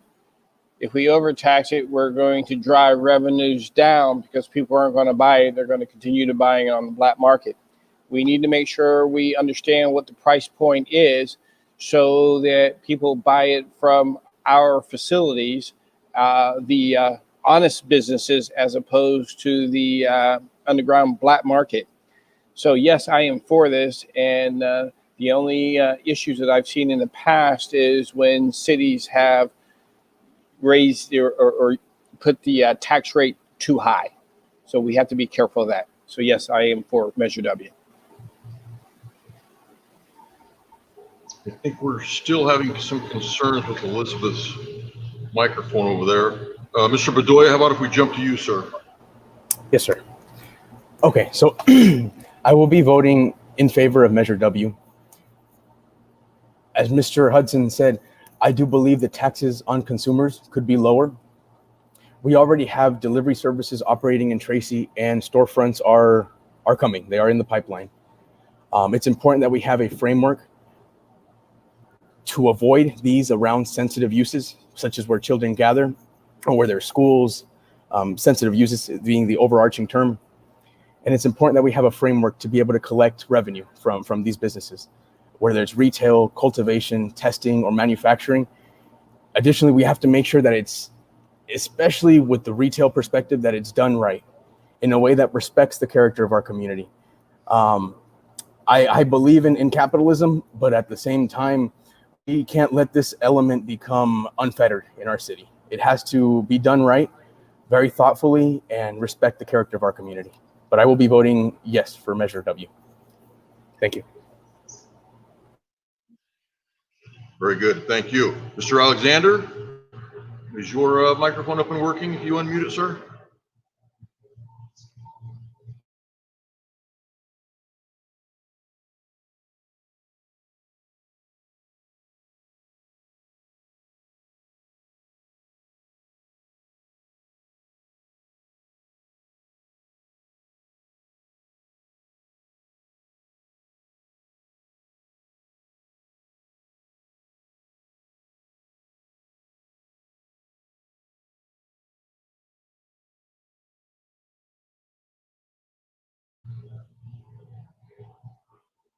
Mr. Alexander, are you with us? Are you able to hear us? Mr. Okay. Alexander? Yes, can you hear me now? Yes, can you hear me now? Yes, sir. Yes, Yes, I can sir. hear you very well. Can you hear me? Okay. Oh, okay. Yes, I'd like to say, I'm not sure we really need the measure actually, but I wouldn't be against it. I'm not sure that, having a marijuana initiative is the right way to go, but I would not be opposed to the economic benefits that are derived from it. I mean, it's a twofold issue. I mean, we want, our children to grow up and be in houses where their parents are sweet or are drugged. Provide us with an economic basis. So it's kind of a two-edged. You're looking at it on both ways, leverage. So I would not oppose it, but I'm not sure I'm fully in favor of it. Thank you.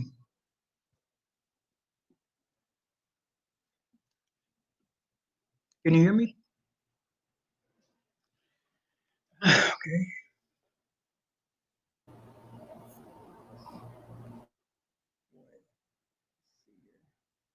on you.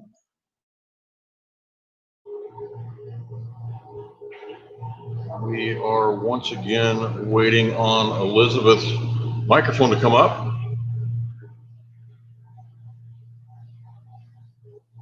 Just switching things out, trying to make it all work for you, the viewing public, and again, to be fair to the candidates.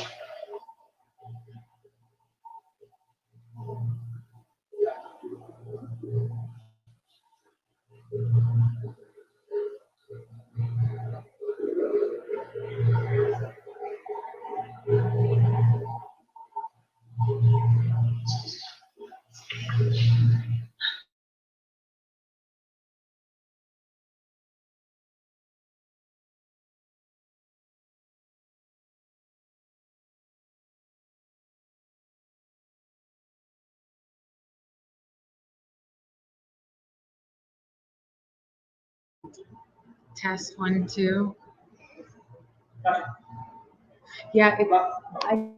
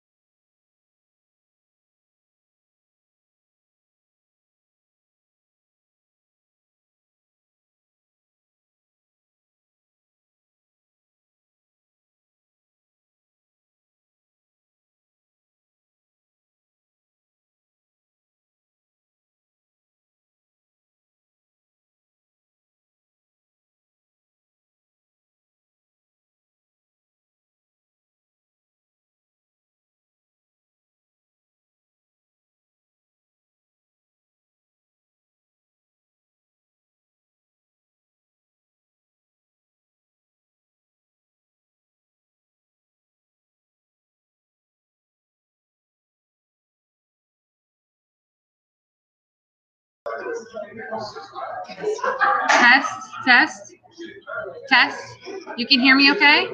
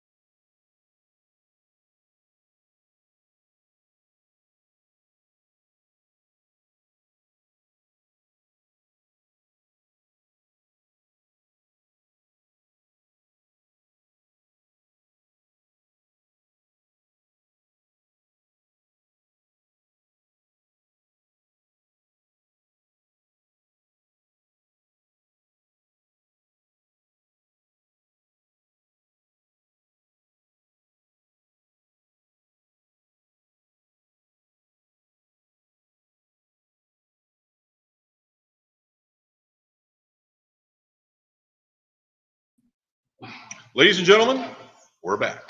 We're going to attempt something a little bit different here, but before we do that, we are going to bring up Miss Elizabeth Ortiz, and she's going to give her answer to the Measure W question. Elizabeth, if I could have you up. You don't have to. Okay. So can everybody hear me okay? So my feelings about the taxes on cannabis in Tracy is that ultimately it's up to the voters. But if you look at the percentage rate, it is a lower percentage compared to surrounding cities. Oakland has a 10% tax rate on retail.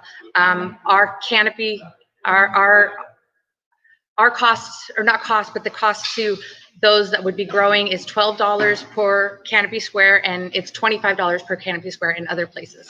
So unfortunately, taxes do drive, we already have a lot of taxes on marijuana, because if you go into the dispensary, if you're going to spend $150 in the dispensary, you're going to spend another $50 on taxes, and that doesn't include any city taxes that are involved. And that pushes people into the illicit market, which is dangerous, it's unsafe. If we can ultimately keep the taxes low on cannabis and take in consideration the low income patients that use cannabis as medicine, that's very important.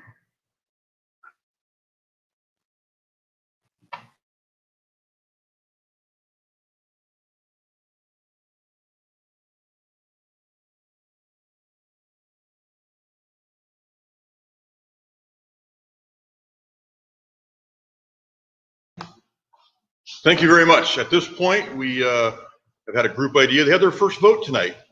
Quite exciting. We're going to move right into the closing statements at this point. That way we can move this thing along. We're just kind of continuing to have problems, and we're trying to work it out. So with that, they each have 90 seconds for their closing statements. Then I'll come back in for final remarks. With that, the clock will start. Mr. Bedolla, you're up, sir. There we go. Okay. Good evening. Thank you, everyone, for taking your time to be here today and bearing with our technical difficulties. We're getting a small experience of what teachers and students are going through on a daily basis. I'm running for Tracy City Council because I believe in Tracy's potential. And now more than ever, we need everyday residents on the City Council to speak up for our community. Having been born and raised in Tracy as a son of a former field worker, I focused on school and worked as a carpenter while earning my bachelor's degree from a California State University. I have experience as a congressional staffer where my job was helping seniors and veterans handle disputes with the federal government and get a response for them. I want to use that experience to work for the residents of Tracy. We need a fresh approach to creating job opportunities. It's time now to address the lack of apprenticeships and vocational education for high-wage tech and manufacturing jobs. It's time to support safer communities by funding efficient fire, emergency medical services, and public safety services. As someone who lost a very dear family member to COVID-19, I sincerely understand how we prepare for urgent situations, how it can save or ruin lives. Having members of my family and friends serving in the military and in our police departments, I do not support defunding our police. It's time that we renegotiate our tax sharing agreement so that we have more money for Tracy residents and to improve our residents' quality of life. I will be voting no on Measure M because we must improve our infrastructure, build the Valley Link train, and widen our roads that contribute to traffic congestion. I've earned the endorsement of veteran and Tracy City Council member Ray Morelos. As elected representatives, we work for the people, not special interest groups or the status quo bureaucracy. As your next council member, I will be an independent voice, proactive to the issues facing our community, and my commitment to positive change for the residents of Tracy will always be at the foundation for my service. I'm honored to have your vote. Thank you.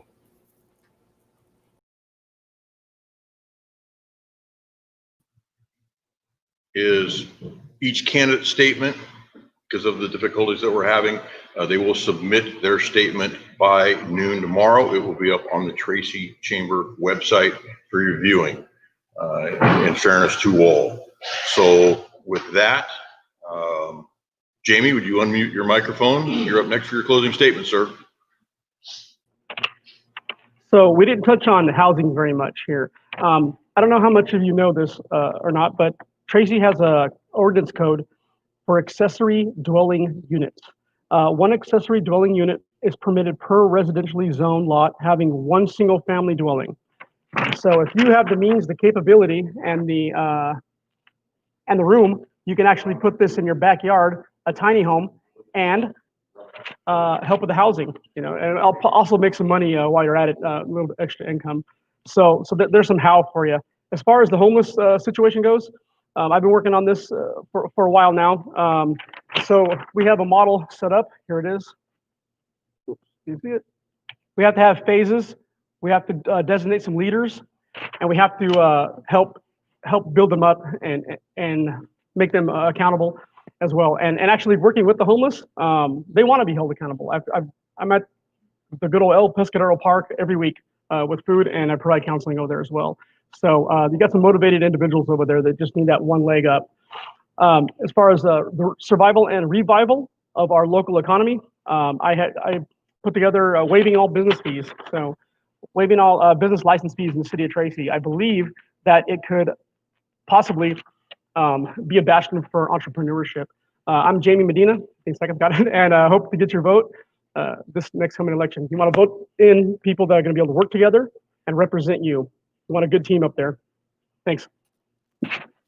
Very good. Hey, I want to once again thank everybody for sticking with us. Those of you who are still online participating in this with us. Let's go with Amrik Wander. You're next, sir. Unmute, please.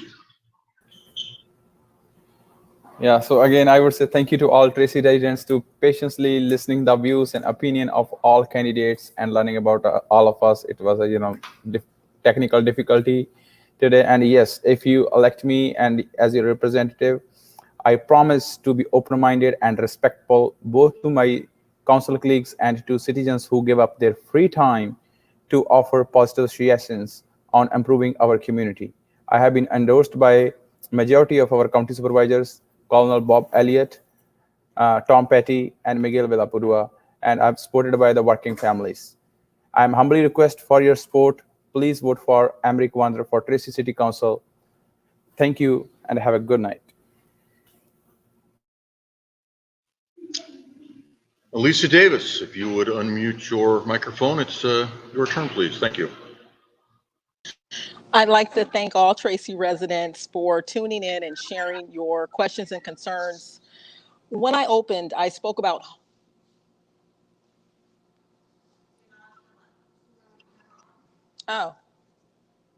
okay. All right. I'd like to thank all Tracy residents for tuning in tonight, sharing your questions and your concerns. When I opened, I spoke about home and what that represents to me and many of you. Home should feel safe. And as a parent, a business owner, and a taxpayer, at the bare minimum, I expect our government to do its diligence in protecting us. So I unapologetically support fully funded police and fire services. Home should feel secure. So I support development and revitalization.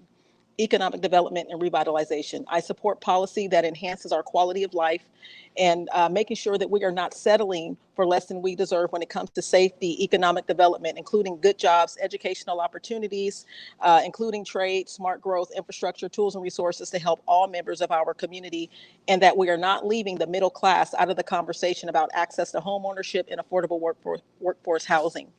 Home should feel united. If we've learned nothing else about the last 4 years, and more specifically the last several months, we've learned that a home divided is a home that is destined to fall.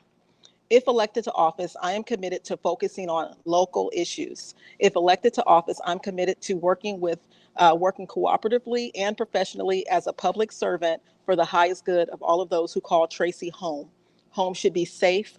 Home should be secure. Home should be united. On November 3rd, vote Davis for Tracy City Council. Vote Davis for United Tracy. Thank you.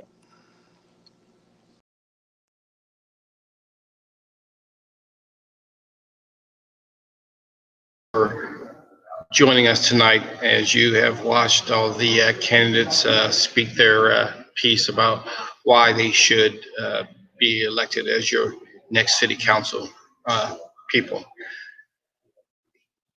I have been a servant for the city of Tracy. I've coached the Tracy Raider football years ago. I have been a board member for the Chamber of Commerce. I've been chairman of the board of the Chamber of Commerce. I have been a board member for the Ground Foundation. I am a board member for Sow a Seed Foundation. I am your current vice chair of the Planning Commission for the city of Tracy. I have served and I have been here and I see the issues. If you want experience, somebody who has done the things that they've done, I'm a businessman. I have generated a organization. I hire and pay 25 people here in the city of Tracy and around the state of California. I understand what it takes to generate and create business. So I ask you to positively consider voting for me and or looking on my website, HudsonForTracy2020.com. And thank you and good night.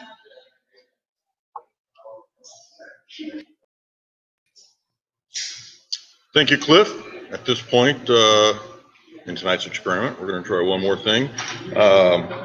William Mutzenberg is up next. William, go ahead, please. I want to say thank you so much for this. There we go. All right. I want to say thank you so much to the Tracy Chamber of Commerce and to the Tracy Press for hosting tonight's forum. Despite these difficulties with technical difficulties, I'm really happy to have participated and hear what all the other candidates have to say and share my message about the future of Tracy. And I'm also really proud to say that I'm a problem solver. I'm working on compromises, just like we did just now with our closing statements. We were about to end it with written statements, but I worked to convince everyone that we need to come together to allow an opportunity to have everyone to ensure that everyone has a voice and can speak directly to the voters. And so I'm really proud to say that I'm a problem solver and you're going to get a problem solver in the city council. And so I count on your support this November 3rd. And I just want to say thank you so much to everyone watching. Take care.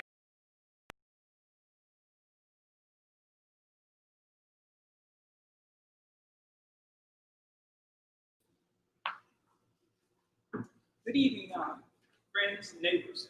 My name is Dr. Ameni, and I'm running for the office of Tracy City Council. I'm running because this is a very crucial time in our history. Our entire country is going through a crisis. We need effective and efficient leadership. We need someone who has been on the forefront. I have 19 years of experience working with our city government. I've lived in Tracy for 31 years. We have complicated problems that have to be solved. We're dealing with issues like Black Lives Matter, with issues of mass unemployment, issues of the COVID-19 virus, and the number of deaths that are happening here in San Joaquin County and here in Tracy. We don't have time to try to figure out. We need a leader. We need someone who's going to step up to the forefront and make tough decisions that can affect every single one of us in our community. We need someone who's been on the forefront. I serve on the Tracy City Council. Now, I've dealt with many tough issues dealing with unemployment, unfair firings. We need someone to be on the city council that will be your voice, a voice for all the people in this community, not just a single issue or single people with just one voice for one particular special issue. We need a person who can communicate with all the people in this city, someone who is been there, and I'm that man. If you vote for me, I will fight for you in the city council and for your community and for our children. Thank you. Thank you, sir. Last but not least, our final candidate of the evening with the closing statement, Miss Elizabeth Ortiz. You're up, ma'am. Hi, I'm Elizabeth Ortiz.